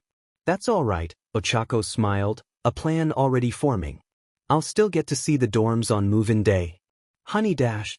I'm gonna go get changed and start my homework." The gravity user stood up quickly. "Let me know when dinners are ready, okay?" Hastily rushing to her room, Ochako closed the door, slumping to the ground. She let out a deep sigh before she got a determined look on her face. The paper didn't explicitly say that a parent or chaperone was needed. As long as she planned everything right, Ochako could dip into some of her savings to spend the night in a hotel before coming home the next day. Asterisk, asterisk, asterisk, asterisk, asterisk, asterisk, asterisk. Fuyumi crinkled the papers in her hand as she walked down the hall. Every step felt like a new weight was added, but the woman knew she had to do this. When the information regarding the dorms was sent to her and not her father, Fuyumi was confused. "Liar, you know precisely why it was sent to you." Shudo sitting on the veranda as he applied bandages to his fresh bruises. Fuyumi watching from behind a corner, a first aid kit in hand. Reaching her youngest brother's room, Fuyumi stood there timidly, wishing Natsuo was here with her. The college student would have no problems talking to Shudo about this. In fact, Natsuo would encourage Shudo to leave just like he had. Pushing a stray tear away, Fuyumi wished that her mom or Tuyo were still here. Reaching up, the woman readied herself to knock on the door. "Fuyumi?" Shudo's voice rang out from behind her, startling the teacher. Turning around, she saw Shudo standing there, a fresh bandage on his cheek. "What are you doing here?" Do you know where Dad is?" Fuyumi asked, afraid that their father was going to jump out any second. Shudo shrugged. "Endeavor got a call and had to go deal with something." "Oh good," Fuyumi sighed in relief, holding the envelope tighter to her chest. Can we talk?" Shudo shrugged again and reached over, opening the door for his sister. Fuyumi nervously made her way inside, seeing that the room was just as bare as it always was. A bed, desk and wardrobe were all that lay inside. No photos, posters or trinkets scattered around. Shudo's room was more like a prison cell than a teenager's bedroom. "Shuto, are you happy?" Fuyumi blurted out, suddenly gasping and covering her mouth a second later. "I knew that came out wrong. I mean dash. I'm not unhappy," the red and white-haired boy shrugged again, taking the towel he had been wearing and wiping his forehead. "I have a roof over my head and food to eat. What more should I want? Everything. You should be happy. You should have friends and..." Smile. "When did you stop smiling, Shudo? Do you want to leave?" Fuyumi asked, taking her brother's face in her hands. "If you could leave, would you?" Endeavor wow dash. "Would you leave?" Shudo looked away, unable to meet Fuyumi's eyes, whispering, "Yes." It hurt for Fuyumi to hear. Somewhere deep inside, she childishly wished that Shudo didn't want to leave, that he would stay and help her make them a family again. Instead, she pulled her youngest brother into a tight embrace. "Next weekend, you and I are going on a trip. But dash. Don't argue with me, Shudo," Fuyumi spoke softly. Just trust me, okay?" Second, later arms timidly wrapped themselves around Fuyumi, returning the hug. Asterisk, asterisk, asterisk, asterisk, asterisk, asterisk, asterisk. "Don't." Izuku yelled at Toshinori, pushing the man away. "Izuku dash. No. This is my life," the boy yelled, pointing at the innocent-looking phone. "You still don't believe I'm me. And you're upset that I would want to be a hero. When you of all people should know better than anyone else why I want to be dash." The person on the other end was silent. "And you?" Izuku turned to point at Toshinori. "Don't be nice to me when you're just going to leave me behind too," Izuku yelled, walking over to the desk, pulling out all the apartment listings, throwing them on the table. "If you didn't want to live with me, all you had to do was say something." Toshinori opened his mouth. He knew he should have talked to Izuku about this when he started looking for a new apartment. But number one had wanted to surprise him so badly. "Well, guess what? I'm leaving instead. I'll live in one of the completed dorm rooms, or Nedzu. As for you, Hisashi, call me when you pull your head out of your ass. Or don't call me at all." Grabbing his jacket, Izuku stormed out, slamming the door before Toshinori could stop him. Sighing, the number one hero sat down, looking at the papers. "It is really him, isn't it?" a small hopeful voice asked over the speaker. "This isn't a trick, is it, All Might? Or a ploy? That's really my Izuku. He's finally come back to me." "Yes, all for one," the hero nodded. "How?" Toshinori opened his mouth. Izuku had been acting strange lately. Toshinori's self-proclaimed uncle hadn't been acting like himself since waking up after the open exams. The boy had been weirdly distant towards Toshinori. At first, the blonde had just thought that it was because Izuku was nervous about the upcoming school year. Learning privately from Nedzu and hanging out with this year's Big Three was different than actually attending classes. Not to mention teaching them. Toshinori was nervous himself about the students respecting him as an educator rather than the number one hero. Izuku, on the other hand, would have to worry more about the students listening to him because he was the same age they were. And if that wasn't enough last night, Izuku mentioned moving into the dorms early and helping set up the open house. At first, Toshinori had let it go. Izuku was always trying to help someone. But later, the more he thought about it, the more clear it became that something was off. Holding the takeout container's handle a little tighter, Toshinori waited patiently for the elevator. Ever since Mirai's visit to Might Tower, the other office workers had started fussing over Toshinori. People once whispered if he could even do his job as All Might's secretary. Now they whispered how cool and professional Toshinori had been handling the ex-sidekick of the #1 hero. So, asking one of the office ladies what the best place to get Katsudon was. Before long, Toshinori was swarmed by a group of women, all offering up the same name. Tonight, well, Izuku was eating his food and Toshinori would bite the bullet and ask him if everything was alright. Sliding the key into the door, the hero nearly dropped the food. Schools, All for One's voice rang out. I don't see why it has to be you. Nedzu has been very kind teaching me about what I've missed out on. Hisashi, Izuku answered back smoothly. Creeping closer, Toshinori let out a small sigh of relief when he saw Izuku talking into his phone. And I want to help people? Then come with me, the villain pleaded on the other end. You could be a doctor, a lawyer. Hell, even a politician like I was. Just not a hero. If those jobs didn't interest me 200 years ago, why would you think they would interest me now? The boy answered, sighing and slumping against the table. Toshinori took this as a cue and went to the kitchen to dish out the food. As much as the hero hated All for One, interrupting Izuku's talk with him just felt petty. Plus, we both know I don't have the right temper to do what you did, Izuku continued, chuckling slightly. I'm a hands-on type of person. Sitting behind a desk all day never really appealed to me. But being a spandex-wearing idiot who punches people does? All for One hissed. I know you're listening, All Might. So, tell me, Mr. #1 hero. Do you honestly think my brother can be a hero? Especially if society knew about his connection to me? Toshinori froze at the question directed at him. The soup he purchased for himself dripped lazily into the bowl from his spoon. Hisashi, what are you talking about? Izuku asked, sounding confused. I know you've been living with my enemy Izuku, the man hissed lower. Both males felt a shiver run up his spine at the tone. Don't lie to me. Hisashi I dashed.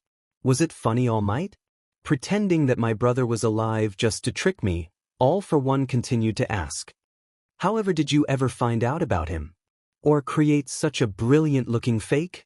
Toshinori walked out of the kitchen and towards the table. Glancing at Izuku, he saw the boy's face and became furious. Izuku looked like he had it Naboo when he told everyone about his family's deaths. It was as though everything inside him had been hollowed out, leaving nothing but a shell behind. Enough, All for One, the hero slammed his hand on the table.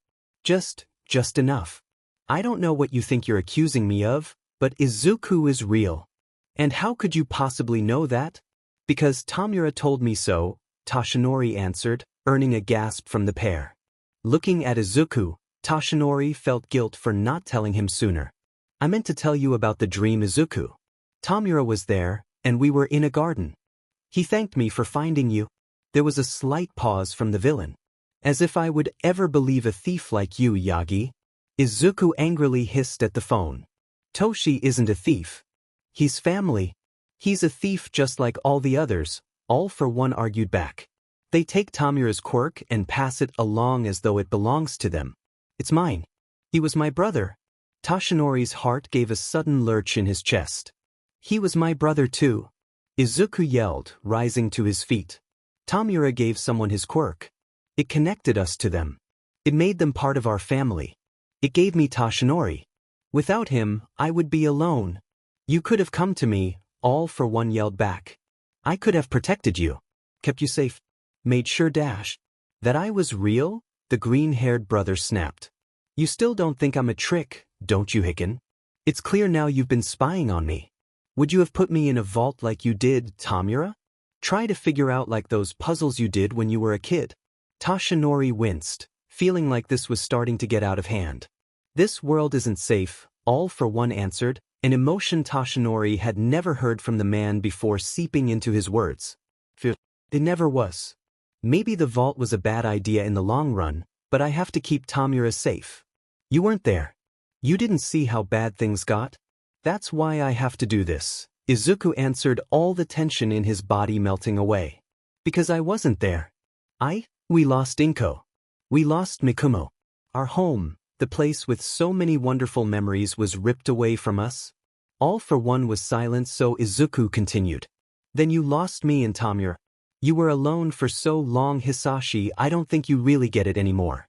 The reason I want to be a hero is because I can't lose anyone else. Being one of the spandex-wearing idiots, as you called them, gives me that chance to make sure that doesn't happen. Tashinori leaned in, planning to hug the boy, only to be pushed away. Don't. Izuku yelled at Tashinori, pushing the man away. Izuku dash. No. This is my life, the boy yelled, pointing at the innocent-looking phone. You still don't believe I'm me. And you're upset that I would want to be a hero. When you of all people should know better than anyone else why I want to be dash. The person on the other end was silent. And you. Izuku turned to point at Tashinori. Don't be nice to me when you're just going to leave me behind, too, Izuku yelled, walking over to the desk. Pulling out all the apartment listings, throwing them on the table. If you didn't want to live with me, all you had to do was say something. Tashinori opened his mouth. He knew he should have talked to Izuku about this when he started looking for a new apartment. But number one had wanted to surprise him so much. Well, guess what? I'm leaving instead. I'll live in one of the completed dorm rooms or Nedzu. As for you, Hisashi, call me when you pull your head out of your ass. Or don't call me at all. Grabbing his jacket, Izuku stormed out, slamming the door before Tashinori could stop him. Sighing, the number one hero sat down, looking at the papers. Is really him, isn't it? A small hopeful voice asked over the speaker. This isn't a trick, is it All Might? Or a ploy? That's really my Izuku. He's finally come back to me. Yes, all for one. The hero nodded. How? Tashinori opened his mouth and began telling his greatest enemy everything. All for one listened to the hero's story from start to finish. Dug his fingernails into the chair arms when All Might explained that he was the one who asked Izuku not to tell him that the current one for all user had taken him in. He did so because he was worried about how the villain would take the news. It was strange. For some reason it felt like All for One was sitting across the table from Tashinori. The hero always thought one of them would be captured or dying before they had an actual conversation. When Tashinori was done, the villain was quiet. Far quieter than he ever thought possible. At first, the blonde thought that the phone's battery had run out and got up to get the charging cable. 3 times, All for One finally spoke. Izuku has come back into my life 3 times. Tashinori looked confused as he plugged the phone in just to be safe. What do you mean? A slight bitter laugh came from All for One. A few years after Tamura passed away, I was contacted by someone claiming to be Izuku, the villain answered. They spoke of being imprisoned after the bombing and had finally broken out and wanted to come home. I was so overjoyed that I ran straight into a trap. And since I didn't have as many healing or longevity quirks, I nearly died. Tashinori resisted the urge to snort in disbelief. The next time was during who you would call the thirds period with One for All. All? No, Hisashi Shigaraki continued. Tashinori didn't know the man well, but he could almost picture him curling up on the chair. Despite his colossal frame hugging one knee like Izuku did. We were both contacted that time and lured to a small island. We fought, never noticing the small army that had gathered to kill us. I understand you, Tashinori spoke, sitting on the opposite side of the table from the phone. But what did Third do? Each of us was the leaders of 2 of the largest quirk movements at the time, the man answered, chuckling slightly. Third was a strange man. Raised as a weapon since he was young. And he took everything so literally. You can imagine fighting someone like that, how frustrating it could be when you're, never mind. Alright, what about the third time? Fourth's era, Hisashi mused, remembering the past users. Amnesia was the ploy this time. Izuku claimed to have lost his memory.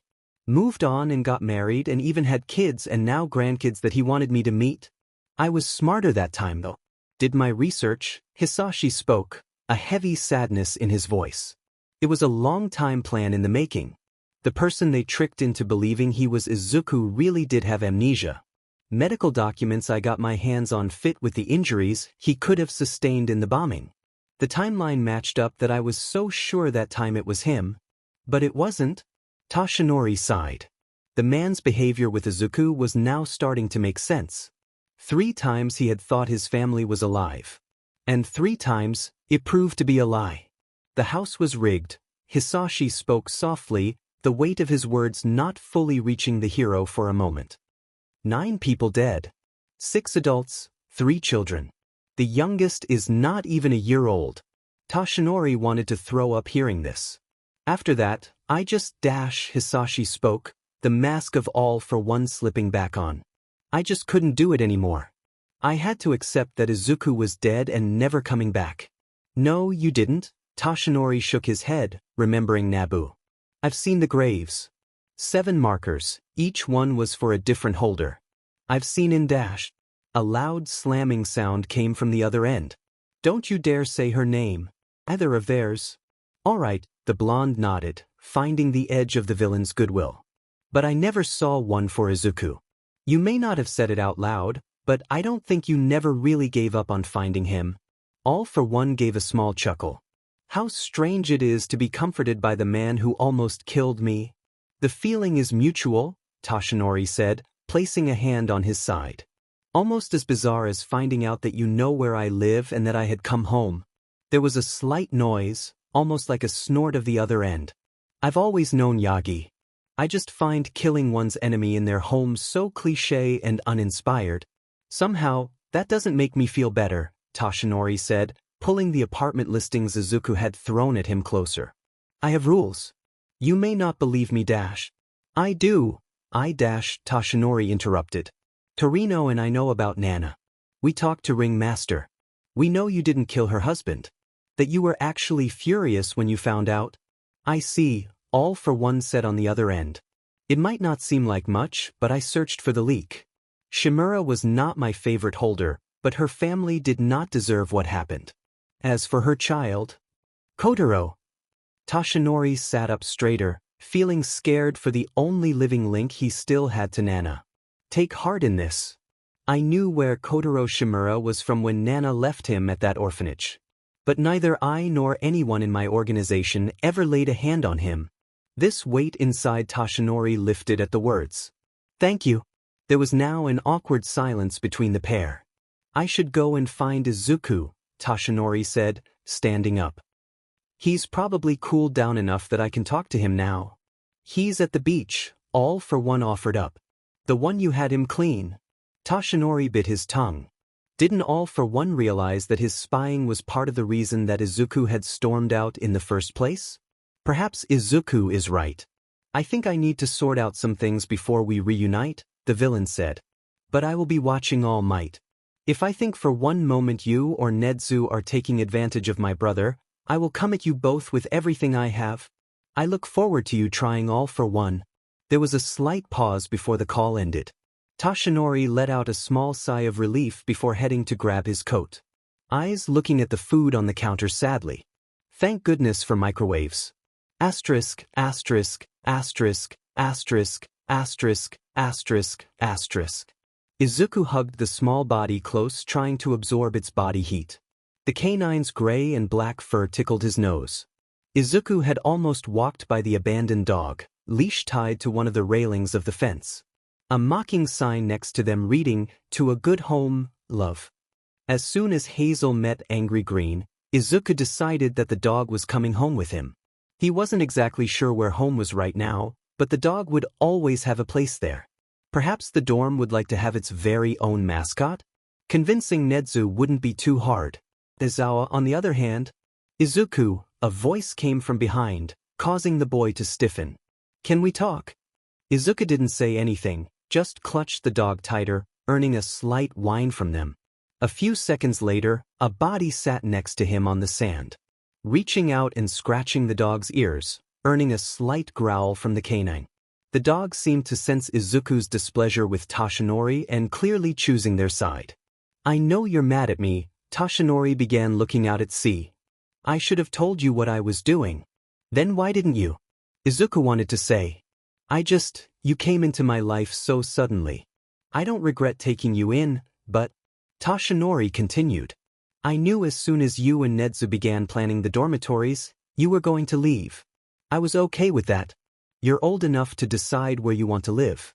I just wanted to surprise you later when you came home with an actual bedroom. Izuku jerked up, looking wide-eyed at the blonde. What? Izuku, your room is basically just a cot in my guest room.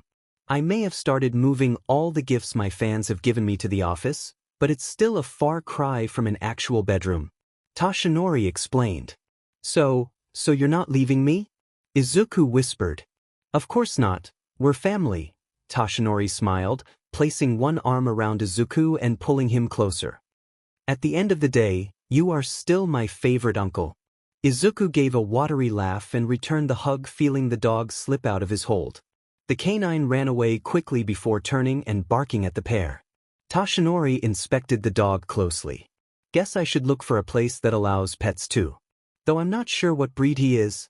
I think he's a mix, but one of his parents was defiantly a corgi. Izuku held his arms out, gray and black, immediately diving into them.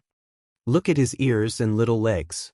You're just a bundle of sunshine wrapped in a storm cloud, aren't you? Aren't you? The dog barked happily, licking Izuku's face before dashing off towards the water. Seconds later, Izuku and Toshinori joined the dog, enjoying peace only the cool night air and sea could offer them. Amajiki stumbled a little at the surprisingly firm grip pulling him. All the manifest user wanted to do right now was go home. Curl up in a dark room with his favorite snack. And not come out unless Fat Gum called or school started back up. But no. Instead, he was here, helping Mirio and Nijire with the open house for the dorms. At first, Amajiki had tried to say he was busy. But like usual, the dark-haired hero was weak against the pair's bright smiles and had reluctantly agreed to help. At least sure, Midoriya had arranged it to the manifest user working in the kitchen. Amajiki's own knowledge of food, coupled with his surprising skills in the kitchen. It made him the perfect partner for lunch rush. If only he hadn't stepped outside for a small break. Then those terrifying golden eyes wouldn't have been able to pin Amajiki down. The boy was frozen just long enough for a pink bundle to be shoved into his arms before running away, screaming a girl's name. Are you sure this is the way? The little girl turned around, looking up at Amajiki. Everything looks the same. Looking around at the nearest building, Amajiki quickly realized that the girl was right. They had gone around in a circle. Crouching down, a familiar dark cloud settles over Hiro. I want to go home. Mimi wasn't sure what to do. Her mom had told her that the pointy-eared boy would take her to Izuku. The pair had looked away for just 1 second. That 1 second that their backs were turned was all May had needed to disappear. Probably off in search of one of the school's support workshops. If Mimi couldn't find Izuku, how could Mom find her? Sniffling slightly, Mimi tried to hold back the tears, but the thought of never seeing her mom or sister again. But it just hurt too much. Throwing her head back, the girl crouched down and started crying too. Wah! Instantly the dark cloud of depression over Amajiki vanished and was replaced with something worse. He hadn't meant to make the little girl cry. What sort of hero makes a little girl cry? Please don't cry. Amajiki held his hands out, stopping just short of pink hair. Suddenly the manifest user was afraid to making things worse. Oh, what would Mirio do in this situation? A light bulb went off inside Amajiki's head. Pulling out the small bag of sugar candy he always kept with him and holding it out. Here, look, I have candy. The girl looked up before a sharp bark made the pair jump. The hero student barely had time to react before something dark rushed Amajiki and knocked him over. Whatever was on top of him was trying to get the candy, but the manifest user knew he had to protect it. Ah, Pochi no, a heavenly voice came before the weight on Tamaki's chest disappeared. Sorry about him, Tami. We're still learning manners. Aren't we, Pochi? The dog barked as if in agreement. For a moment, Amajiki swore he saw a bright light surrounding Izuku as he held the squirming dog in arms. Put the dog down with a sharp look. Izuku held his hand out towards the fallen third year. Izuku! A small pink form rushed out and attached themselves to Izuku's leg. The boy looked surprised for a second before realizing who it was. Mimi? What are you doing here? Where's your mom or May? Why, Izuku? Mimi cried as Izuku leaned down, picking her up with ease. May disappeared. Mom went to look for her and left me with the sad boy. We were looking for you but got lost. Where were you? Why didn't you come to find us sooner? Izuku smiled and pat Mimi's head. Sorry, I didn't know I was supposed to come to find you. What sort of Prince Charming doesn't come looking for the princess? Mimi huffed, crossing her arms. Izuku chuckled internally. Mimi had taken to calling Izuku Prince Charming just like Mei had. Only where the inventor used it to tease Izuku. Mimi believed wholeheartedly that Izuku was some kind of storybook hero who would always win. One who trusts one of the kingdom's best knights to look after said princess. Izuku ruffled pink hair smiling at Amajiki. Thanks for looking after Mimi here, Tamaki. Oh the manifest user twiddled his thumbs nervously. It's no problem. And sorry again that Pochi jumped you. Izuku mock glared at the dog. Pochi barked happily in return, spinning around, slightly tongue hanging out. He probably smelt food. The little glutton. Amajiki nodded, looking at the girl. Thrusting his arms out and holding the candy bag out to Mimi. I'm sorry I made you cry. Please accept this candy as an apology. Large gold eyes looked at the bag, slowly reaching out to take it. Mimi looked at the star-shaped sugar inside and opened the bag up. Taking a small handful out, she held her hand out to Amajiki. The manifest user let the small candy fall into his open palm, looking confused. Mimi reached out and pat Amajiki's cheek, smiling at him. Good job. Unable to take it anymore, Amajiki turned around and ran away from the pair as fast as he could. I'll buy you lunch later, Tama. Izuku shouted after the boy. The manifest user stopped and turned around, looking at Izuku for a moment, nodding. The next second the boy was off running, leaving the trio behind. Izuku, Mimi looked up at the green-haired boy as he put her back on the ground. Who was that? Amajiki, the boy responded, holding one hand out to Mimi. The other kept a tight hold of the dog's leash. He's a third year in the hero course? The girl let out a surprised noise. What? But he's so shy. Izuku offered to notice that Mimi had this look on her face. Even after all these months, the girl was still nervous about meeting new people. Mimi only really came out of her shell around Izuku and her family. There were some exceptions to that, though. But Izuku imagined Mimi's behavior was because of how she was treated. When everyone constantly treated you like a glass doll that would break, it took a toll on you. No matter how unaffected by it you may seem. Izuku couldn't understand that train of thought when it came to quirkless people. The world he had come from was the exact opposite. The quirkless were the ones that held all the power. Those with quirks were seen as nothing but monsters that needed to be killed or imprisoned. How things had changed in 200 years. Mimi, Izuku knelt down, taking the girl's hands. You know Fat Gum? The BMI hero. The girl's eyes widened slightly before looking excited. Mama has all his recipe books. She says that after lunch rush, he's the only hero who knows what good food really is. Izuku nodded with the assessment of the hero. That's right. Well, Sun Eater is one of Fat Gum's sidekicks. Even though he's really shy when he's also super strong when he has something to protect. Really? Yup, Izuku nodded, holding his hand up. Why don't we watch last year's sports festival tonight? Okay, Mimi nodded, taking Izuku's hand. The pair then made the trip back to the dorm.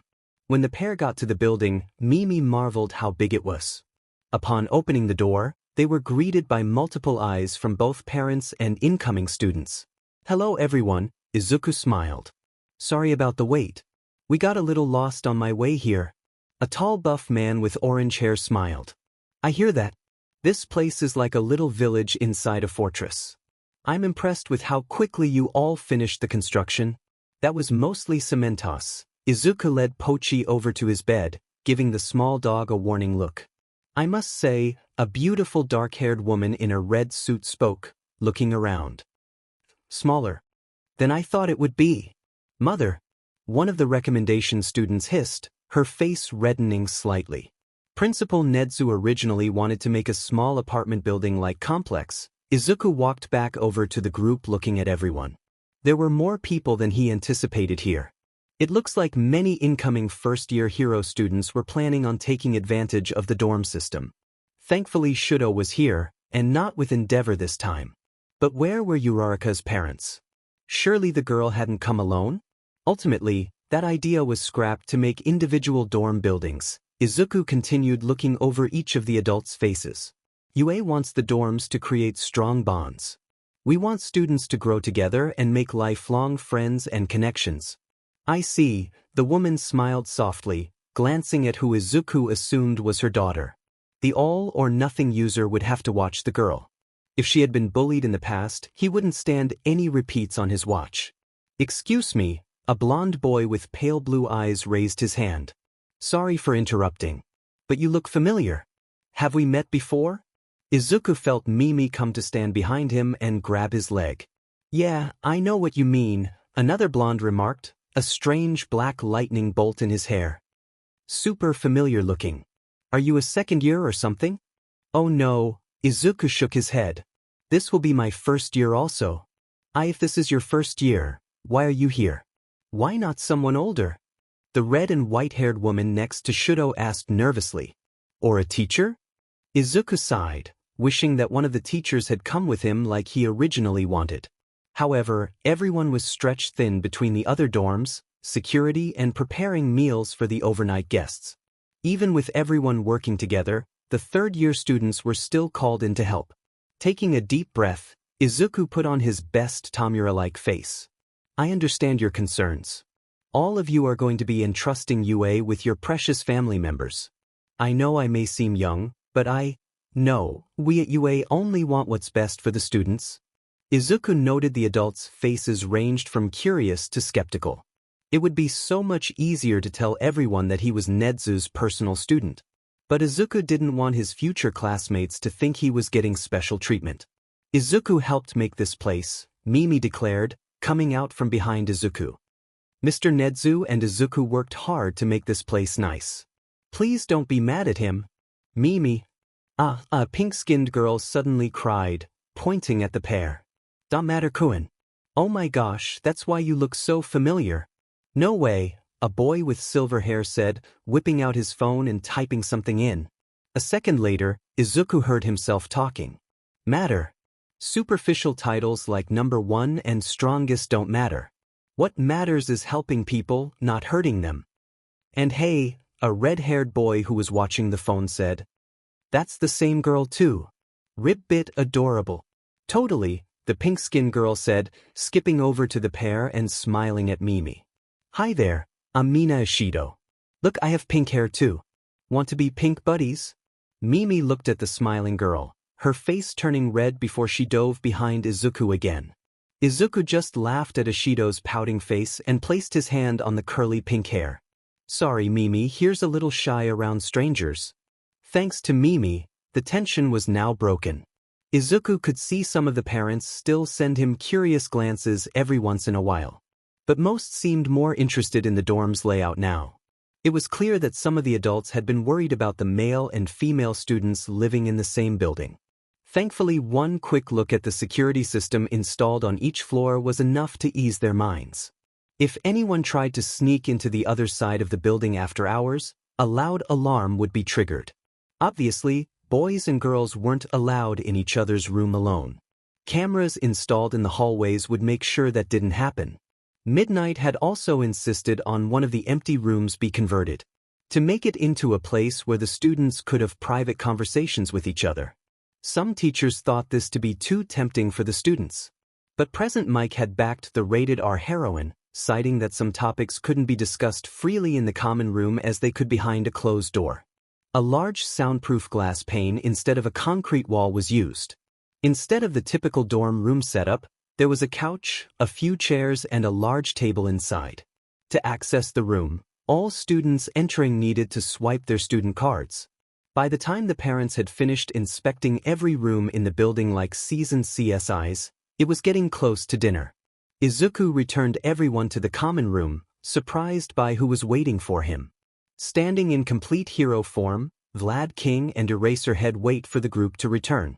Well, this is a surprise, Izuku said, looking at the men. I thought you both were only security detail? Vlad King coughed. Nedzu called in a small favor from some of the local alumni. It just didn't seem right not to introduce ourselves to our future students. Turning to the group, Vlad King gave a slight bow. Good evening. My name is Vlad King. I will be the homeroom teacher for Class 1B. I promise to do my best and train you to be strong heroes for the future." The students and parents all looked touched at the words. There were a few excited eyes that turned to Aizawa since he was obviously going to be teaching 1A. "Right?" the man said, rubbing the back of his head. "I'm Eraserhead. I'll be teaching 1A. It's nice to meet you." "That's it," ran through everyone's minds.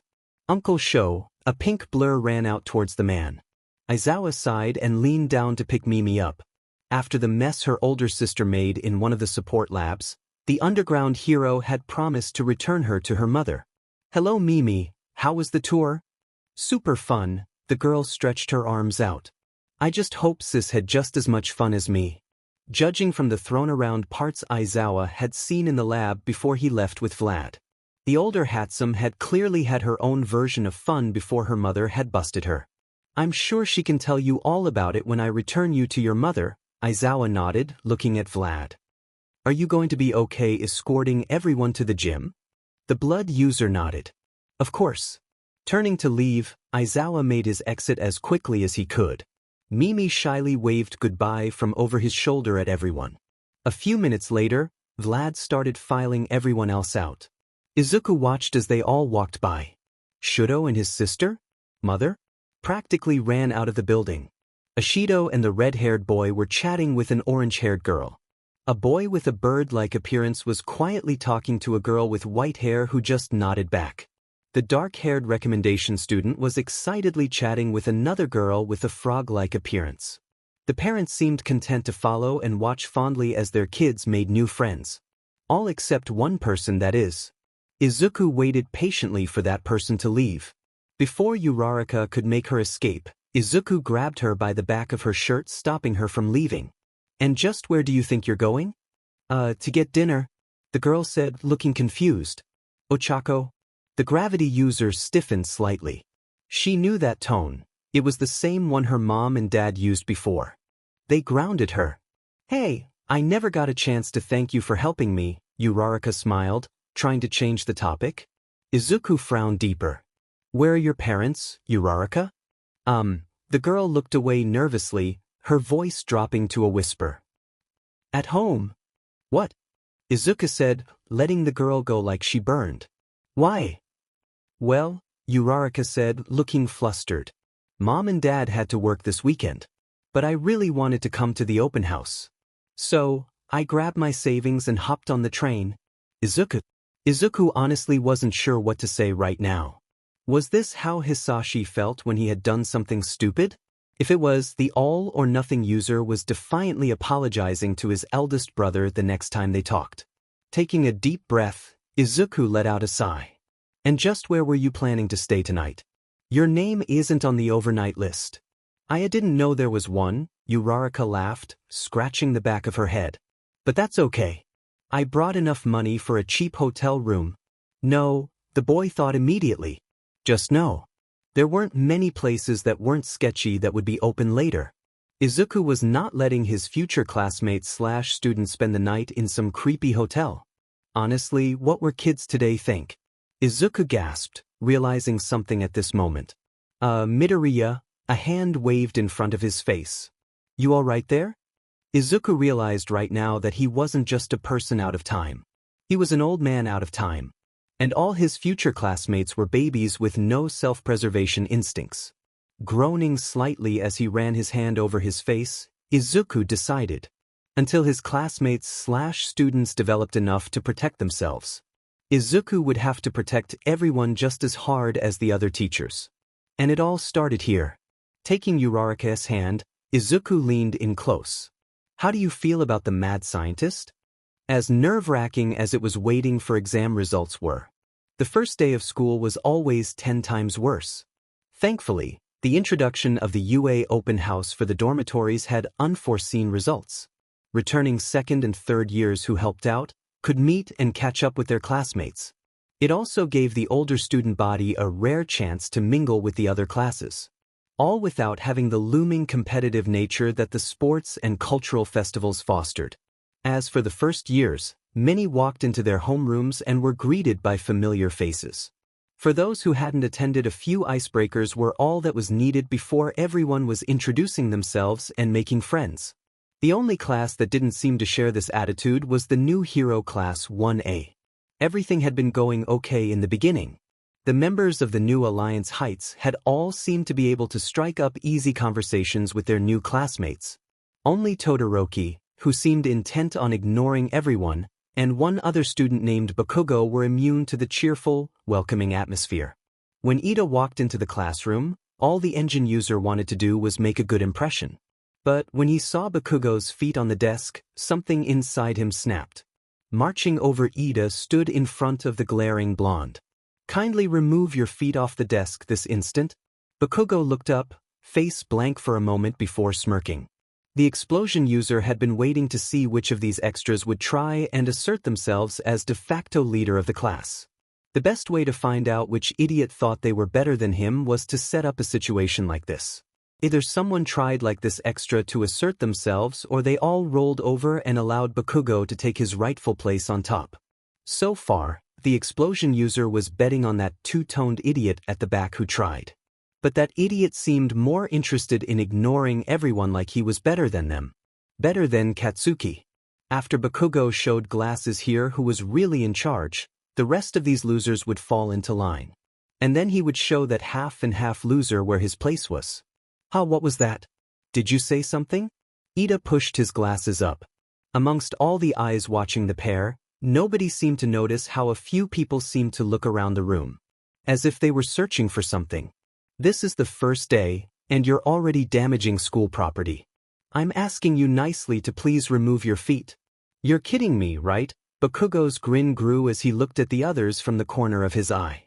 Good, he thought, seeing that everyone was watching him. What did your old school put a stick up your ass? Or were you born like that? How rude, Ida looked shocked. Taking a deep breath to compose himself, he extended his hand. Let's start again. I'm Tenya Ida, who previously attended semi-private academy dash. Bakugo stood up, slamming one hand on the desk. That means you're some stuck-up elitist, right? Maybe I should blow you to bits so you can see how the real world works. Ida reeled back in shock. You would threaten your classmates? How awful. And you wish to become a hero? As the door slid open and Uraraka walked in, completely unaware of the tense atmosphere she had just snapped. Most of the others, though, gave an internal sigh of relief, silently thanking the girl for her timely interruption. Kaminari, though, noticing Uraraka's depressed face, and gave a huge wave to take the attention away from what was happening across the room. Yo, Uraraka, the electricity user smiled brightly. You were nearly late. Did you find him? The brunette just sighed deeper and shook her head. Oh. Has he shown up yet? Afraid not. Kaminari smiled, leaning forward over his desk. Midoriya better hurry if he doesn't want to be late. Midoriya? That caught Bakugo's attention. Meanwhile, Ida shifted his attention to Uraraka as he robotically moved towards her. You, Ida pointed his hands, making chopping motions. You are the puking girl from the exams, right? I am glad to see that you are okay. What's he talking about? Jiro asked, looking at Kaminari. The pair had lived in the same city but never met before. However, their shared interests in underground bands led to them becoming fast friends. The blonde just shrugged. According to Midoriya, she overused her quirk in the exam and blew rainbow chunks. Uraraka blushed and tried to hide her face. Meanwhile, Jiro's Jack snuck under the table and zapped Kaminari lightly for his crude choice of words before returning to her phone. If you're here to make friends, then I suggest you pack up your stuff right now and get out. The voice startled the students. Face full of dread, Uraraka slowly turned around and saw a yellow thing lying on the floor. Giving a small cry of alarm, she jumped closer to Ida, nearly knocking both of them onto the floor. Failing to recognize the face staring at her a moment too late. Zipper, sliding down a hand holding a juice pack, reached out, emptying it with a single hard squeeze. The yellow caterpillar-looking form slid into the class, shutting the door before a man emerged from within. It took you 8 seconds to be quiet, that's not good. Now, then this is the hero course, Aizawa spoke, walking over to the podium looking at the students. My name is Shota Aizawa. Wait, Where's Pro Midoriya? Some of the students frowned, wondering who this famed Midoriya was. Before anyone could answer, one of the ceiling tiles quietly slid open. A red mark appeared on the underground hero's forehead for only a split second before he dropped to the ground. A large bang followed as something was thrown onto the floor. Screams erupted as the class erupted into chaos. A dark shape dropped down from the ceiling, metal glinting in its hands. Most of the students were too shocked by what was happening to realize what was going on. That is until the cold feeling of steel slid along their skin. No one saw or heard their attacker coming. There was no rhyme of reason as to who they attacked. And because of the smoke in their eyes and the loud screams, many were blind and helpless. Even those who thought themselves strong, like Bakugo and Todoroki, dropped to the ground with one well-placed hit from their assailant. "All right, that's enough," a deep voice rang out. The sound of something sliding open happened before the smoke started to dissipate. As the smoke cleared more and more, everyone saw a masked figure hunched on top of the podium. Aizawa sighed and wiped the red paint off his forehead. "You're late." "I am not," the person said, removing their mask to reveal Izuku underneath. "I've been here the whole time." "You fucking bastard." Bakugo yelled, explosions starting up as he prepared himself to launch at the spy. "I'll kill you." Aizawa's scarf snapped out, and he activated his quirk. "Stand down, Bakugo." But God damn it. Bakugo struggled, wondering why his quirk wasn't working. "What the hell is your scarf made of?" "It's not a scarf. It's a captured weapon made from carbon fibers and a special alloy wire," Aizawa answered, tightening the scarf. "I said stand down." "You're giving me dry eye." "Dude," Kaminari groaned, sitting in his seat, heartbeat going a mile a minute. "Why?" Izuku smiled sweetly as he hopped off the podium. "I'll let you know in a sec. First, would students number 9, 11, 12 and 14 please come up here?" Koda, Jiro, Shuji and Tokoyami gulped and nervously made their way up to the front. Izuku just smiled and reached into the belt he was carrying. "Please hold out your hands," he asked. The four looked at their homeroom teacher, who nodded and extended their hands. A moment later, a small sticker was placed on the skin. "You each showed great situational awareness. I was up in the ceiling for over an hour, but you four are the only ones who seem to notice my presence." Izuku looked back at the rest of the class. "As for everyone else, we'll work on this later." "You're not our teacher," Mineta pointed at Izuku angrily. "You can't tell us what to do." Izuku smiled and was about to say something when Aizawa's scarf unfurled itself from Bakugo and latched onto him instead. Wrapped up like a mummy, all the Viridian-haired boy could do was sigh when Aizawa started talking. "Like I was saying earlier, I'm your homeroom teacher Shota Aizawa. And this," the man spoke, holding Izuku up, so he was dangling a few inches off the ground, "is your last classmate and your other teacher Izuku Midoriya?" The shocked cries and shouts of confusion that followed had Aizawa activating his quirk again. "Quiet." It took the class almost 4 seconds to be quiet.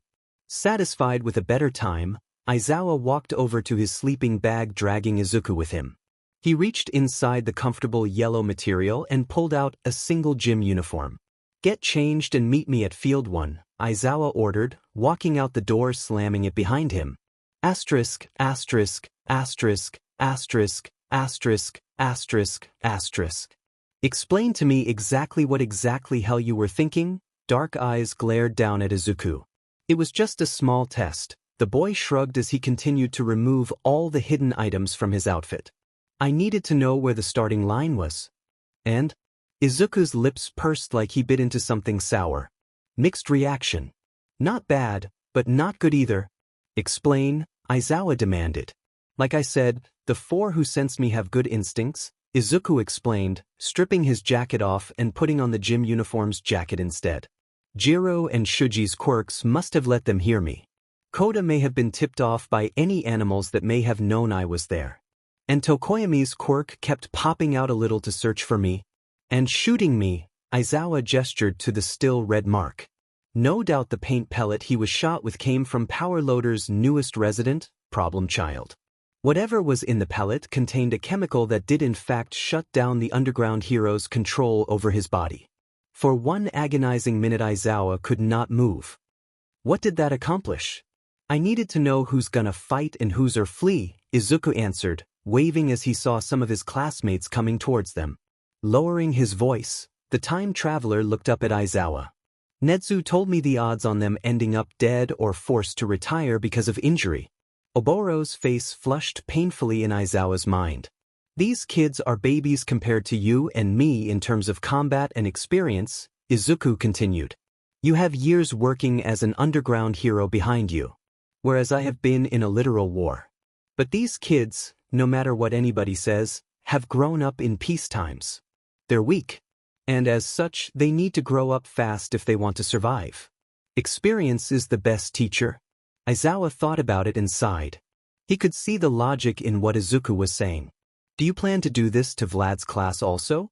Somewhere in the auditorium, Vlad King shivered. Vlad specifically told me to leave his class alone today. He seemed to sense I would do something crazy. Aizawa grinned, his own students shivering now at the sight of it. He specifically said today? Yup. Izuku chirped. Chuckling slightly, Aizawa noticed Uraraka coming towards him, looking nervous. Excuse me, sir. Shouldn't we be at the opening ceremony? No time for that, the underground hero turned to face the class. If you want to be heroes, then you have no time to waste on meaningless stuff like that. Walking over to a basket holding some baseballs, Aizawa picked one up. As you know, A's curriculum is less traditional than most schools. This applies to us teachers as well. So today, to get the ball rolling, we're going to had a small quirk apprehension test to see where you all rank. Some of the students gulped. Softball throwing, long jump, the 50-meter dash. All those other tests you did in middle school will serve as my way of assessing your current levels, Aizawa explained, tossing the baseball up and down as he talked. Since the government still foolishly likes to pretend, we are all equal by not letting those with the most power excel. It's not a rational move, and one day they'll figure this out. But until then, dash. Aizawa caught the ball and tossed it at Bakugo. Bakugo, you're our top scorer this year. How far were you throw in middle school? 67 meters, the expulsion user answered looking bored. Good, Aizawa nodded. Now, try doing it with your quirk. Anything goes as long as you stay in the circle. Nodding, Bakugo stepped up to pitch. Stretching slightly to loosen his muscles, the expulsion user reared back, activating his quirk. Die. The resulting massive wave of dust had everyone covering their eyes. As soon as it settled, the class looked at the smirking Bakugo, all thinking the same thing. That. Aizawa looked at the device in his hand, waiting for the numbers to stop.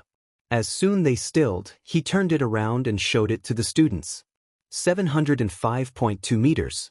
I find this is the most reasonable way is figuring out the current limits of your quirks, Aizawa explained, noticing some excited faces already. Afterwards, we can work on figuring out what kind of heroes you'll be.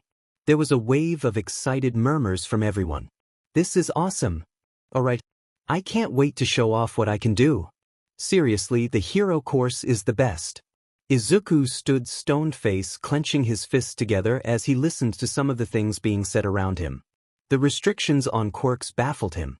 Since people weren't allowed to use their quirks, many didn't have a good handle on controlling them. Even using it in self-defense could still land someone with jail time.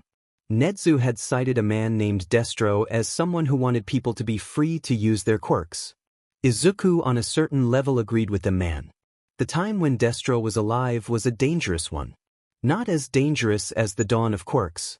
But still people were getting hurt and dying because those in power were abusing their status. But giving people a free pass when it came to quirks was just another slippery slope. Humans, no matter who they are, were easily corruptible. Destro's desire for people to be able to protect themselves could easily be twisted. Power, no matter how noble the goals, always corrupts you in the end. Like that one villain from the old Marvel movies. The one who believed wiping out half the universe would solve everyone's problems. Theory and practice almost never saw eye to eye. It was easy for Izuku to imagine a society where those with strong quirks ruled over those with weak ones. And to make matters worse, where would those with invisible or no quirks fall in that sort of society? Izuku shuddered to think about it. Aizawa frowned at his class. Awesome, you say, The underground hero repeated, looking at everyone with dark eyes. You all think that after studying here for the next 3 years, you'll be heroes. Is that right? The intense aura the Aizawa was giving off had everyone too shocked to speak. Make one thing perfectly clear. After we finish these tests, at least one of you will be expelled. Aizawa gave a maniacal grin as he pushed back some of his hair. Welcome to U.A's hero course. A new sense of camaraderie was born amongst the new students of 1A. It was one born out of the instant shared hatred for their new teacher as he explained the test to them. Even with the allowance of their quirks for the tests, the looming threat of expulsion hovered above them. But if the students wanted to be heroes, this was their starting line. They just had to make sure they didn't fall flat on their faces at the starting bell. All right, everyone, Izuku clapped his hands together, stepping away from Aizawa. Before we start the test, everyone, line up for some quick warm-up exercises. There's no time for those, Aizawa said, looking at Izuku. Not if we want to get everyone done before lunch. And risk injury and muscle soreness, no way. Izuku let out an exaggerated gasp. We'll be doing most of the tests in groups. The students can record their scores while I have our dear mechanical army record their performances for later dissection. As if on cue, 4 small robots appeared on the field. 2 were pulling wagons with clipboards, writing utensils and notebooks. The others had camera equipment and were already setting it up on the field. Hey! Bakugo yelled, stomping towards Izuku. Don't act like you're in charge. Izuku looked at the rest of his classmates and saw a mix of curious, annoyed and resentful gazes. In truth, Izuku's authority as a teacher was primarily academic. Netsu had set up a tutoring program for Izuku to run throughout the years. It was mainly to help the students who fell behind trying to juggle school and hero duties. Izuku had to learn to balance being a teacher and being a classmate as well as a future hero. Taking a deep breath, the boy sent a silent prayer to Tamura, asking for his older brother's strength and patience. I am your teacher and classmate Bakugo. Green clashed with red. You all may not like it or me, but when I am acting as your teacher, you will respect me and that authority. Do I make myself clear? Lightning crackled between the pair. Thankfully, the tense atmosphere was broken by Kirishima putting his hand up. Does that mean you're not doing the test, Midoriya, sensei? Breaking away, Izuku looked back at the class and shook his head. Absolutely not. I'm doing the same as you.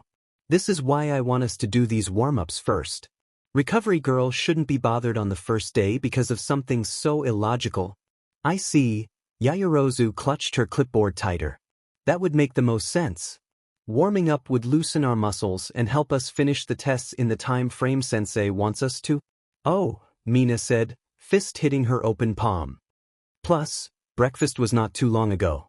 Stomach cramps this early would majorly suck. A slow wave of murmuring broke out amongst the students. That's right, Izuku nodded. Now, everyone, please stand arm's length apart. The students did as they were told, mimicking their classmates' outstretched arms. Izuku even moved away from Bakugo, giving the explosion user space. And we'll start with the arms. Reach high, everyone.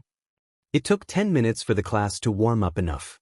By the time they were finished, the robots had set up the field and cameras for the test. Now that everyone's finally ready, Aizawa spoke, holding a fancy-looking folder. Let's begin. The class was divided up into 4 groups of 5. It was split to mimic the class seating chart. When one group was done, they would follow one of the robots to the next test. Everyone did their best to combine their natural abilities and quirks to get a better score. Sidestep was easily dominated by Mineta. The boys used his quirk to create large purple mounds on either side of himself so that he could bounce back and forth between them at increasing speed. Both teachers were impressed by this tactic, as well as the great skill shown by Ishido and Hagakure showed during their own turns. The pink girl hummed a song under her breath and moved her arms around, almost like she was dancing. Hagakure, however, showed impressive speed as she moved back and forth. Many of the students showed remarkable speed during the 50-meter run. Students like Bakugo, Todoroki and Aoyama used their quirks to pull out ahead of the others. The naval laser user had to sit out for a while after he was done. but none could compare to the patented speed that Ida possessed. The engine user blew the competition away in a large cloud of dust. Standing long jump ended in a two-way tie. Bakugo and Uraraka won by using their quirks and propelling themselves far beyond the pit. Well, others like Azui, Ojiro, Tokoyami and Yaoyorozu just barely hit the end of the sandpit. They used their quirks to propel themselves but couldn't go as far as the others. Izuku, who had been watching everyone closely, was now starting to see who needed the most work in terms of physical strength. By the time the 20-meter shuttle run came around, the gym had been well cleared of staff and students. And unlike the previous 50-meter run, most of the students didn't have enough control of their quirks for this exercise. Ida tried a few times and nearly ran into the gym wall a couple of times before giving up. Many students didn't use theirs aside from a bit of boost, except for Todoroki, who glided back and forth across an ice patch with all the skill of a professional skater. Raw power was the point of the grip strength which Shuji had plenty of. The gentle pair of Kuda and Sat, as well as the manly Kirishima, was only lagging a few points behind the dupli-arm user. The students' flexibility during toe touching divided the class equally. Half were able to go beyond in the exercise like Ashido and Kaminari. Others like Todoroki and Ida had their ridged personalities reflected in their scores. Polypus had a couple of dark horses take center stage. Siro and Jiro each took the top spots in this test. The tape user attributed his skill to the strength he needed in his arms to use his quirk so easily. Jiro stated that music wouldn't be rocking to play with weak noodle arms. This left the last event, softball throw, was everyone's last chance to give it their all. To avoid expulsion, they would have to pull out all the stops. Since Bakugo had already done his 705.2 meters was the distance to beat. But nobody even came close to breaking the 600-meter range except for Uraraka, who just floated her ball into space. "Hey, you damn nerd," Bakugo stamped up to Izuku as he was stretching. "Don't think I don't see what you've been doing." Izuku didn't even pause his movements. "And what's that, Bakugo? You haven't been using your quirk this whole time." The explosion user set off a small series of blasts in his hand. "What do you think you're better than us?" A few students turned to look at the altercation. "Seriously?" Kaminari said from his spot on the ground, completely exhausted from the last test. "Dude, what are you? A machine?" "I just have a lot of energy." Izuku stopped moving. "As for my quirk, you're right. I haven't used it once." "Not because I don't want to," Izuku interrupted. "It's just that repeated use of it could make me pass out." Ida and Uraraka suddenly remembered how Izuku had fainted after saving the gravity user. The energy is needed to use a quirk like that. Something that could cut through metal like a hot knife through butter must be considerable. Suddenly the pair were glad that their teacher/classmate hadn't used his quirk. Expulsion might have been a lot more plausible if they had to compete against whatever Izuku's quirk was at every turn. But since you are interested, let me show you. Izuku went and grabbed the ball, heading to the pitch. Taking a deep breath, Izuku focused all or nothing, letting the quirk's power fill his entire body. This was different from the hit-and-run tactics he was used with Inko and Hisashi.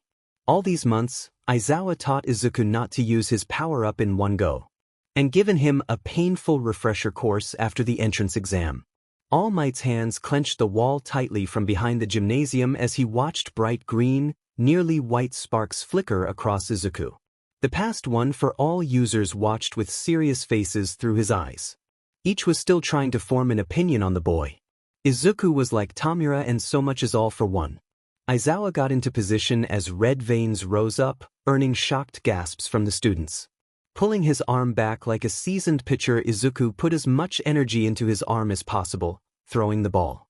"Smash!" he yelled, releasing the ball. A sonic boom blew backwards toward the rest of the class and beyond, traveling to the school, shaking the windows slightly. Netsu cackled with glee in the principal's office as the other teachers tried to calm the rest of the student body down. Dark eyes just stared down at the numbers as they kept getting higher and higher. Eventually, the ball reached wherever it was heading and slowed down. As soon as the numbers were still, Aizawa turned the device towards the students. 705.3. There was a brief moment of silence before the class erupted. Everyone tried talking at once, asking Izuku questions a mile a minute. Quiet. Aizawa frowned, activating his quirk. The silence was instantaneous this time. Nodding, the underground hero placed the last score into the computer, letting it calculate the class's rankings. Moments later, it beeped, and Aizawa pressed the holograph projector showing everyone. Here are your results. Momo Yaoyorozu, Izuku Midoriya, Shudo Todoroki, Katsuki Bakugo, Tenya Ida, Fumikage Tokoyami, Mizo Shuju, Mashireo Ojiro, Ijiro Kirishima, Mina Ishido, Uchako Uraraka, Koji Koda, Rikido Sato, Tsuyu Azui, Yuga Oyama, Hanada Siro, Denki Kaminari, Kyokujiro, Toru Hagakure, Minoru Mineta. How come Midoriya's not first? Kirishima asked, looking at the top. That throw just now was so manly. Midoriya only excelled at one test, Todoroki answered, focusing on the two names above his own. Meanwhile, Yaoyorozu constantly showed high marks in every test. Even if she didn't take the top spot. Momo felt giddiness bubble inside herself at the praise. The creation user had worked hard with trainers her parents had hired to maintain peak physical condition. On the other hand, Mineta was sweating bullets as he looked at the number 20 next to his name. Oh, and that whole expulsion thing, Aizawa said, sending the file off to his server for future use. That was just a logical deception. To make sure you all gave it your best on the tests? Izuku snorted at the loud cries that followed. He and Toshi had been given a look at Aizawa's past student roster. The all-or-nothing user knew this was anything but a lie. I'm surprised you didn't figure it out yourselves, Yaoyorozu said, looking at everyone. I'm sorry. I guess I should have said something. Yeah, you should have, everyone thought unanimously. Walking over, Izuku motioned the creation user to bend down slightly, whispering something in her ear. Yaoyorozu turned bright red as she was told about what happened to the last class Aizawa taught. Really? Izuku nodded. Go visit the second-year classrooms if you don't believe me. Turning around, Aizawa glanced back at the students. Get changed and head back to the classroom. There should be a syllabus on my desk for each to take home. Midoriya, you're in charge of making sure everyone gets one. Izuku saluted the underground hero, turning to look at everyone. All right, the Viridian-haired boy spoke, clapping his hands together. Everyone go get changed. We'll meet in the class after lunch. We'll be going over the curriculum and school year.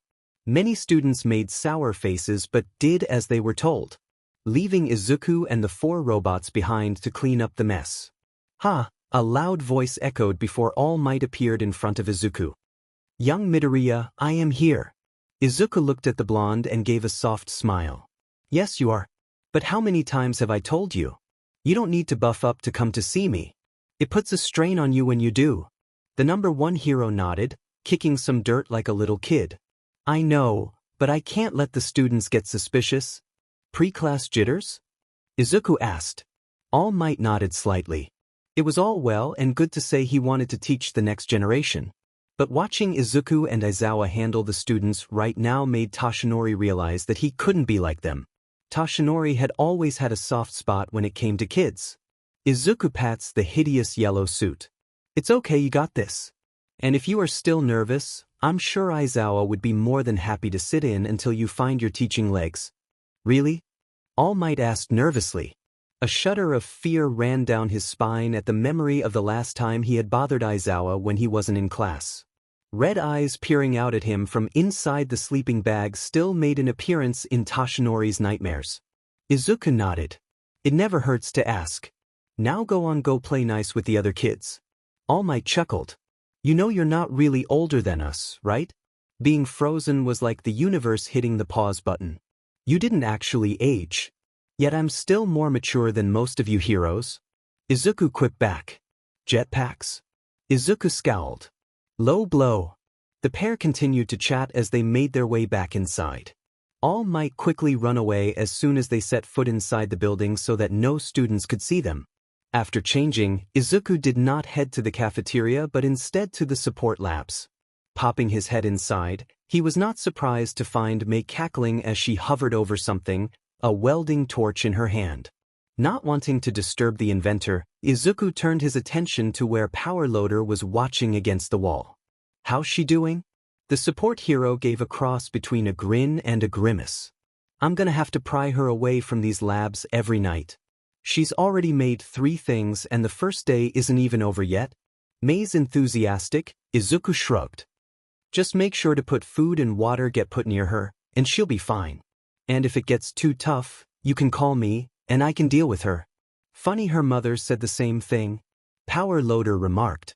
Pretty sure Mrs. Hatsum should be the last resort. Izuku shuddered, remembering the furious look on the woman's face when Izuku presented Ochako to her. Apparently, no child was off-limits to her as Mrs. Hatsum and Uraraka's parents discussed the gravity user's punishment over the phone. But let's say hypothetically I could get Mei out of the labs. Hypothetically, Power Loader turned to look at Izuku. If you can get her to bathe, eat, and sleep, I'll sign off on it. Just as long as it doesn't affect her grades. Score. Izuku thought, tucking this promise away. Call the all-or-nothing user crazy, but he had a feeling that Mei's knowledge of support would come in handy soon. Not to mention her patent-pending UA admitting baby might come in handy. Waving goodbye to the support hero, Izuku walked to where the third years had classes. Opening the door labeled 3A, he saw 2 members of this year's Big 3 trying to convince the third to eat in the cafeteria with them. Come on, Tama. Nijire tugged the dark-haired boy's arm. I want to go see all the cute first years. The cafeteria's gonna have so many people in it, the manifest users groaned, trying to curl up. I want to go home. Haha, come on, Tamaki, Mirio smiled, holding a hand out. We can find a quiet spot to eat? Or we can compromise, Izuku said, startling the 3 heroes as they looked up and saw him standing there. There's this great spot outside near the cafeteria windows. Izuku, Hato squealed, letting go of Amajiki and pulling the boy into a hug. I haven't seen you in forever. Did you get taller? Are you official yet? Are your classmates nice? Are they mean? Any interesting quirks? Izuku chuckled. I don't know if I'm taller yet, but hopefully, I'll be just as tall as my brothers in the future. Yes, Nedzu finally made me an official student. I have a mix of nice and problem classmates, it seems. And their quirks are fascinating. How many survived Aizawa's test? Mirio asked. All of us. What? The permeation user shouted, looking surprised. Hato and Amajiki were in 1B during their first year.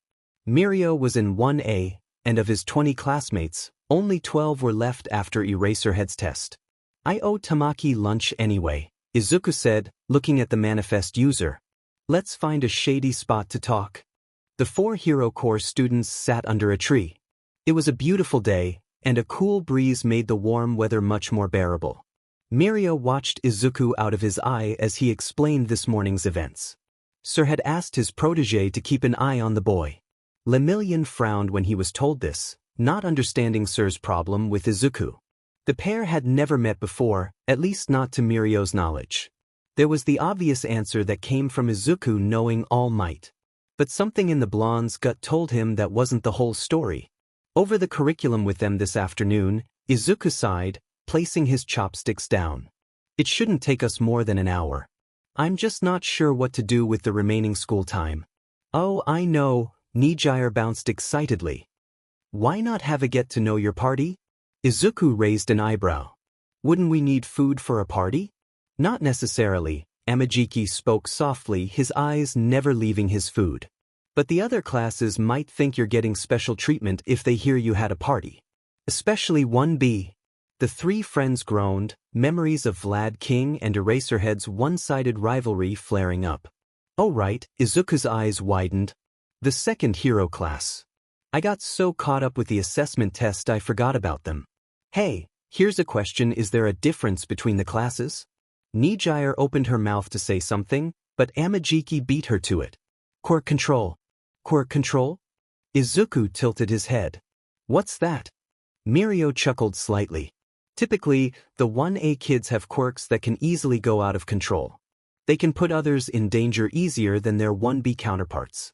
That's why the 1A teacher always has a quirk that can stop them. Take Tamaki and me for example. The wave user wrapped her around Amajiki's shoulder. His face reddening as Nijire pulled him closer. We knew how to use our quirks. Or at least we had a good working knowledge back when we were first ties. Vlad-sensei just helped us fine-tune things and expand on what we already knew. As for me, Mirio chimed in. If my quirk got out of hand, I could hurt myself. So having Aizawa-sensei keep an eye on me and step in when he needed to was important. Izuku hummed, taking a small bite of his food. After seeing how some of the classmates used their quirks during the test earlier, under the wrong circumstances, he could see which ones could hurt themselves or others easily. Izuku wouldn't just have to help the students with getting physically stronger. It seems he would also have to work on their quirk control. Oh, speaking of Aizawa, Mirio spoke, a haunted look coming to his face. You should tell your classmates about school and hero-related events. Why is that? 'Cause sensei likes to surprise people, Mirio replied. He says it helps prepare you for the unexpected. Nijire giggled. Vlad-sensei said Aizawa-sensei was just lazy. Like a cat. Suddenly, the four imagined a sizable black cat wearing Aizawa's capture scarf, curled up and napping in his customary yellow sleeping bag. They all laughed at how perfectly it seemed to fit the underground hero. Asterisk, asterisk, asterisk, asterisk, asterisk, asterisk, asterisk. The students of 1A filed into the classroom. A small stapled stack of papers was innocently sitting on each of their desks. Lazily, everyone started slipping through it. Some get out pens and notebooks to write down some of the information, or any questions they may have. The door opened as Izuku walked in, scanning the room. A couple people had expected him to come dropping in from the ceiling again. All right, everyone, Izuku stood at the front of the room. Let's get started. First we'll talk about how the hero course is set up. Izuku began his lecture by explaining how morning and afternoon classes would be set up. He even added who would be teaching what subject. A few eyes widened at some of the big names that would be teaching them. From there, Izuku explained midterm and final exams. Like the support course, the future heroes would have two types of exams. One for school and one dealing specifically with their course. Now obviously the support course's second test is about what they can create. Izuku pointed to the words showing off the for UA courses. Management students, however, do a year-end project. They work on it throughout the year and present it to their teacher. Many choose to talk about how they can boost a hero's popularity or marketing them to the public. Ida raised his hand, standing up. As hero students, why is this something we need to know? Should we not focus on our own exams? An excellent question. Izuku pointed the chalk at the engine user. Does anyone have any ideas? Ashui raised her hand. Ribbit, so we don't end up causing the other students problems? That's a good guess, but sadly no. Izuku shook his head. Anyone else? A bird-shaped shadow burst from Tokoyami's back. They might pick us for their projects. That's right, Izuku smiled, giving a thumbs up. At the sports festival, the other courses see what the incoming heroes have to offer. As a result, some first-year support and management students try to connect with the heroes that could help them in the future. Izuku already had Mei on his side. The inventor built anything that popped into her brain just as quickly as the next idea. And Izuku had access to many old, untapped ideas from all the old shows and movies he saw 200 years ago. The all-or-nothing user shuddered at what Mei may create when he showed her some particular series. Walking over to Tokoyami's desk, Izuku pulled out a sticker. Excellent, Dark Shadow. The shadow bird beamed and held out its hand. Izuku tried to place the sticker on Dark Shadow, only to fall off and the bird to frown. Apologizes, Midoriya-sensei, Tokoyami said, looking at the teacher. I am afraid that Dark Shadow is completely one with the darkness. Your stickers will not work on them. I see, Izuku frowned, the sad look on the quirk's face tugging on his heartstrings. Suddenly an idea popped into his head, and he returned to the podium. Taking out a piece of paper and writing Dark Shadow's name on it, Izuku returned to where he was and handed it to the sentient quirk. Here we are, Izuku showed the pair. Dark Shadow's very own sticker page. Now we can put them on here, so they don't get lost. Dark Shadow chirped happily, causing Tokoyami to flustered as they hid at the desk, curling around the paper like a dragon protecting its hoard. Laughing, Izuku returned to his lecture, going briefly over the sports and culture festival, explaining what each one meant to the different courses. We'll go into more detail about them as we get closer, Izuku explained, pointing towards the school's first festival, the sports festival. However, I will warn you about this. You made it into the hero course now doesn't mean you stay here. A chill ran up everyone's spines. That's a lie, Mineta said fearfully. Stop trying to scare us. It's not a lie, Izuku replied. If another student from a different course does well enough in the sports festival, they have a choice on joining the hero course. For those who took the open exam, you must have seen some people with powerful quirks that aren't here. If they also took the general studies exam and were admitted, they have another shot at the hero course. According to Present Mike and Midnight, this was how Aizawa joined the hero course. But Izuku wouldn't tell the students that bit of information just yet. Katsuki scoffed. If those losers couldn't make it the first time around, what makes you think they'll be able to beat us at the sports festival? Some quirks don't work against robots. Green eyes narrowed of Bakugo. Izuku would have to talk to Aizawa about the boy's attitude. After watching Bakugo fight in the entrance exam, it was clear that the blonde was beyond arrogant and didn't care who got hurt. It was a good thing Kirishima had a hardening quirk, or he could have gotten seriously injured from some of the exploding debris. Right now, there could be a person with a powerful mental quirk in this school. Izuku leaned against the pillar. It's the quirks you don't always see that can be the most dangerous. Somewhere in the school, a person with purple hair sneezed. Red eyes narrowed, taking Izuku's words as a threat. Katsuki made a mental note to find out everything he could about the nerd's quirk. The explosion's user's gut told him that the spy's weird energy during the ball toss was just the tip of what he could do. Now, moving back on track, let's talk more about your hero classes. Izuku walked up to the board, pulling out a marker and writing on the whiteboard. There are much combat and non-combat types you will all experience. Can someone name me a few? Battle, Kirishima answered, standing and getting into a fighting position. Uraraka raised her hand. Rescue? I guess knowing how to spy could be helpful, Jiro answered uncertainly as she twirled her jack around her finger. More and more, the students tossed out different types of things they might need to learn. All the while, Izuku wrote them on the board. Eventually, they ran out of things, and Izuku put the marker down, looking at the rather extensive list. I would recommend everyone writes this list down. Izuku turned back to the students. Even if you find that UA doesn't cover something. Say, for instance, criminal investigation dash. Todoroki ducked his head slightly. Midoriya was too obvious with his favoring Endeavor's son. No doubt after class, he would report Shudo's entire performance today during the quirk assessment, as well as Shudo's score on the test to his father. That was a phone call the dual quirk user wasn't looking forward to. It doesn't mean you can't do it yourself. UA has a huge library and all sorts of heroes teaching here. Ask them for pointers, talk to your upperclassmen. Take advantage whenever you can of being here to further yourselves. Remember, knowledge is never wasted. You just have to wait for the right time to use it. Some of the students decided to take a trip to the library to see what it offered. And since you've all worked so hard today, I'll give you a tip. Izuku stood before the podium. Tomorrow we'll be having our first Hero Foundations class, and it's gonna be battle style. So, start thinking of how you can use your quirks in combat. As if on cue, the bell rang, signaling the end of the day. Slowly everyone started gathering their things up, wondering who would be teaching tomorrow and what they would face in combat.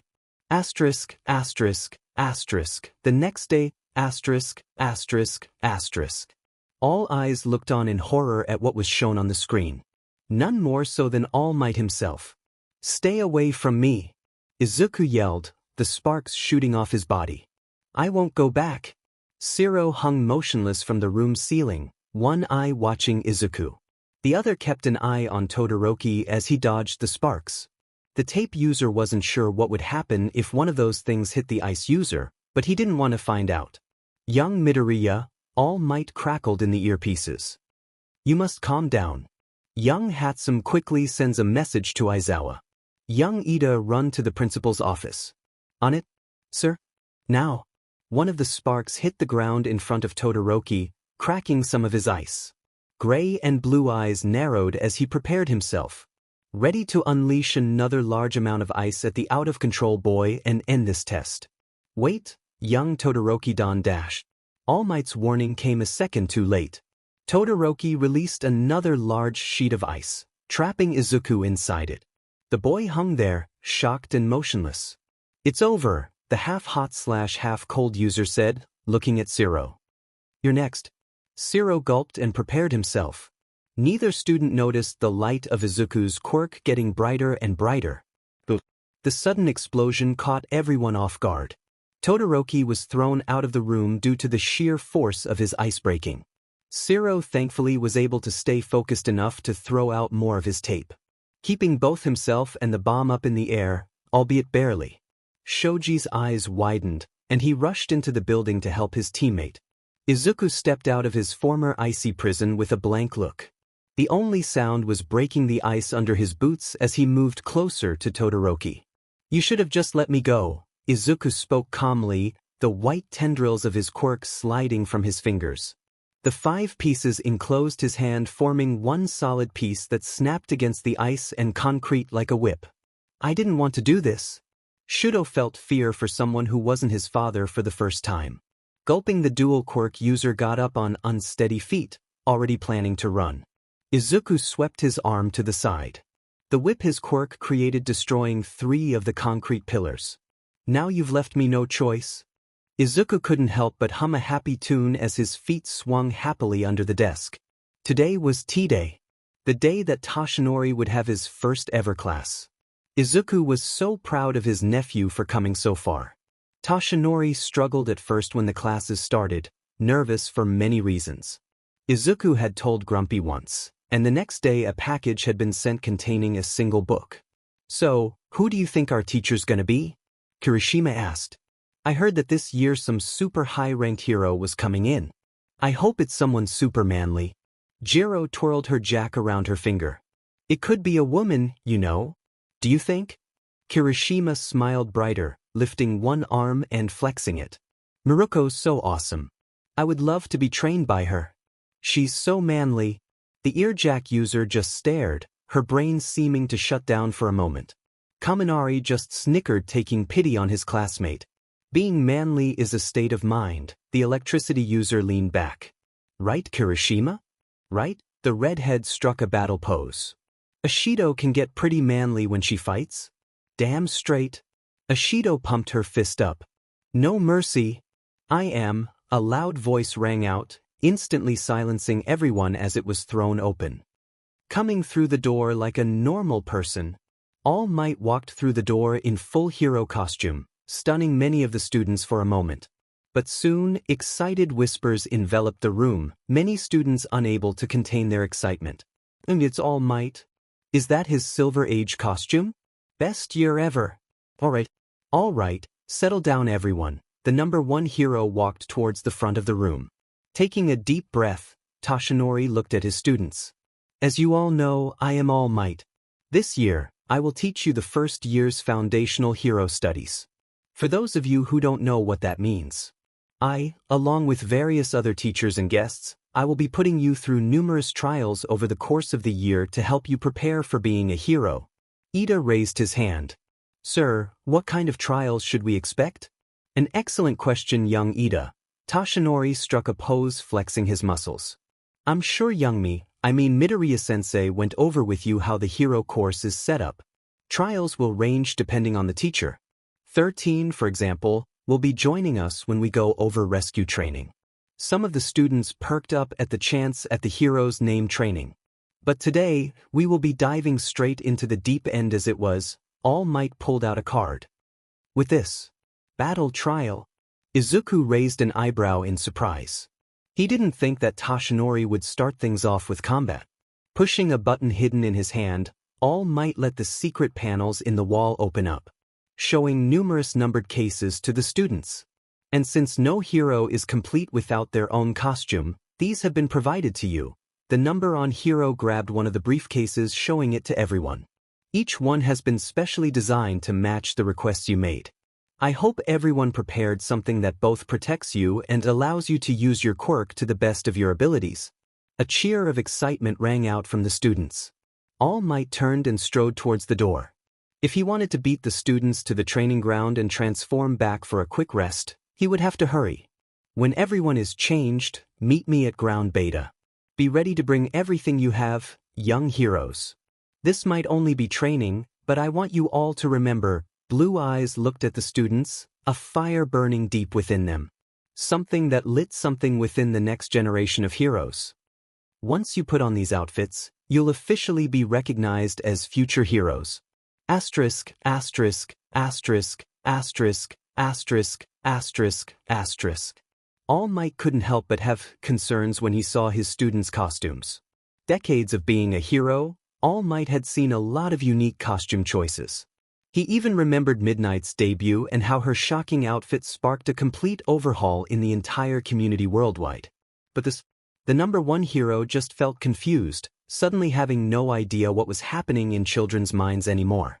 Some of the students appeared to have gone with the approachable look, like young Koda and Azui, or tried to look cool like young Jiro and Kaminari.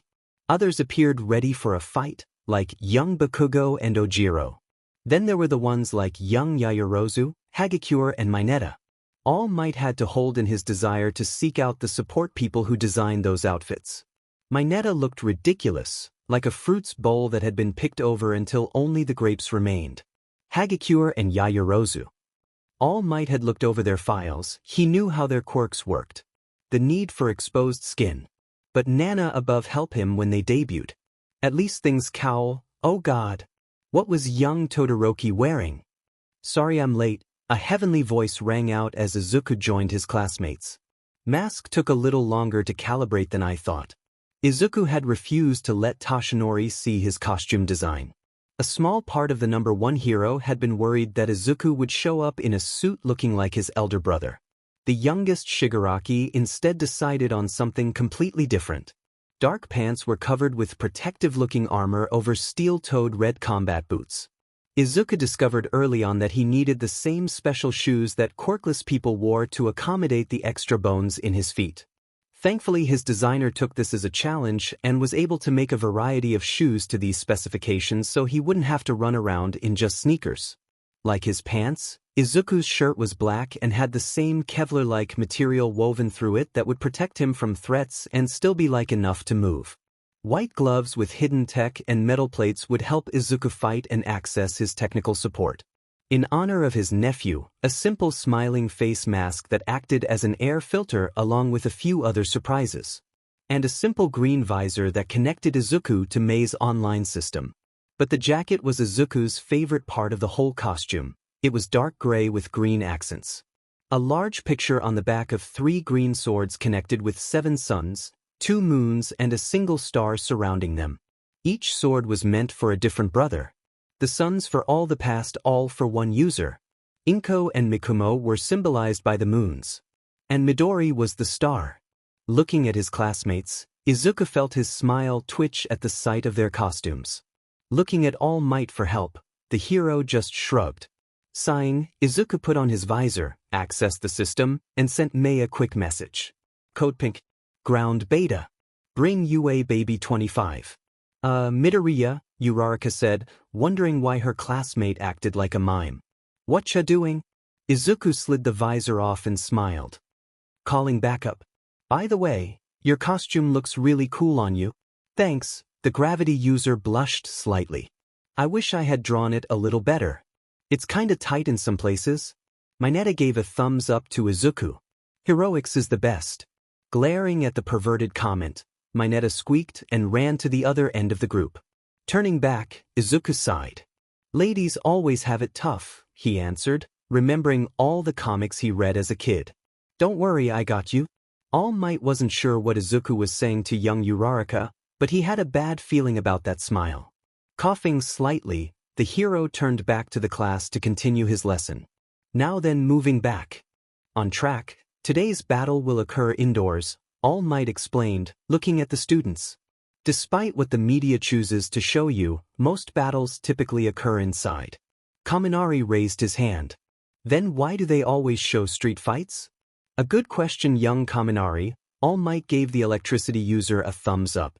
Most villains are smart enough to do crime away from the public's prying eyes. When heroes engage villains in combat, the media mostly captures those attempting to flee. The class murmured to themselves in agreement. Thinking back on most of the videos they watched, it did appear like the villains were trying to escape the heroes. Sir, Yaoyorozu raised her hand. What about villains who attack just for the sake of attacking?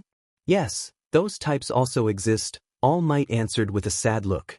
It wasn't too long that the first anniversary of Water Horse's death happened. Toshinori was planning on secretly attending since the couple was a great help to him during numerous fires. I have found in my career there are two types of villains. Those who had just a bad time. And those who were born with genuine malice. Ha! Bakugo said, looking arrogant. All villains are bad. That's why we need to beat their asses. Young Bakugo, All Might look at the expulsion user. The world is not simply black and white. I hope that you and your classmates endeavor to learn that while you are training here. Bakugo just huffed and crossed his arms. All Might smiled again, getting back to the lesson. Today's lesson will be rather easy.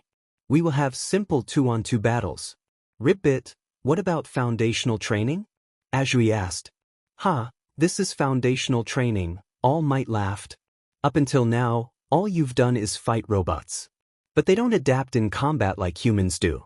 So today, you will all be fighting against each other. One team will be heroes and the other villains. How will we determine the winner? Do we have to worry about expulsion again if we do bad? How bad can we hurt people? What method will we be using to divide up? Doesn't this cape make me look magnific? All right, calm down, All Might spoke, gesturing with his hands to silence everyone. The exercise is simple. Villains have stolen a nuclear device and barricaded themselves inside a building. They win if they protect the bomb from the heroes or if time runs out. On the other hand, the hero team can win if they capture the villains or secure the bomb. I get it, Sato nodded. It's like an entry battle in video games. Theory and practice, though, Izuku looked at the sugar user. Most heroes who team up on the fly don't work well together. Intelligence about everyone's quirks and how we can work together will be key here. No one noticed how Shoji and Jiro suddenly turned their heads, hearing something off in the distance that was getting closer and closer. Very good, young Midoriya, All Might nodded, pulling out some boxes. And a dash. Shoot to thrill, play to kill. To many women with too many pills, yeah. Shoot to thrill, play to kill. I got my gun at the ready, gonna fire at will, yeah.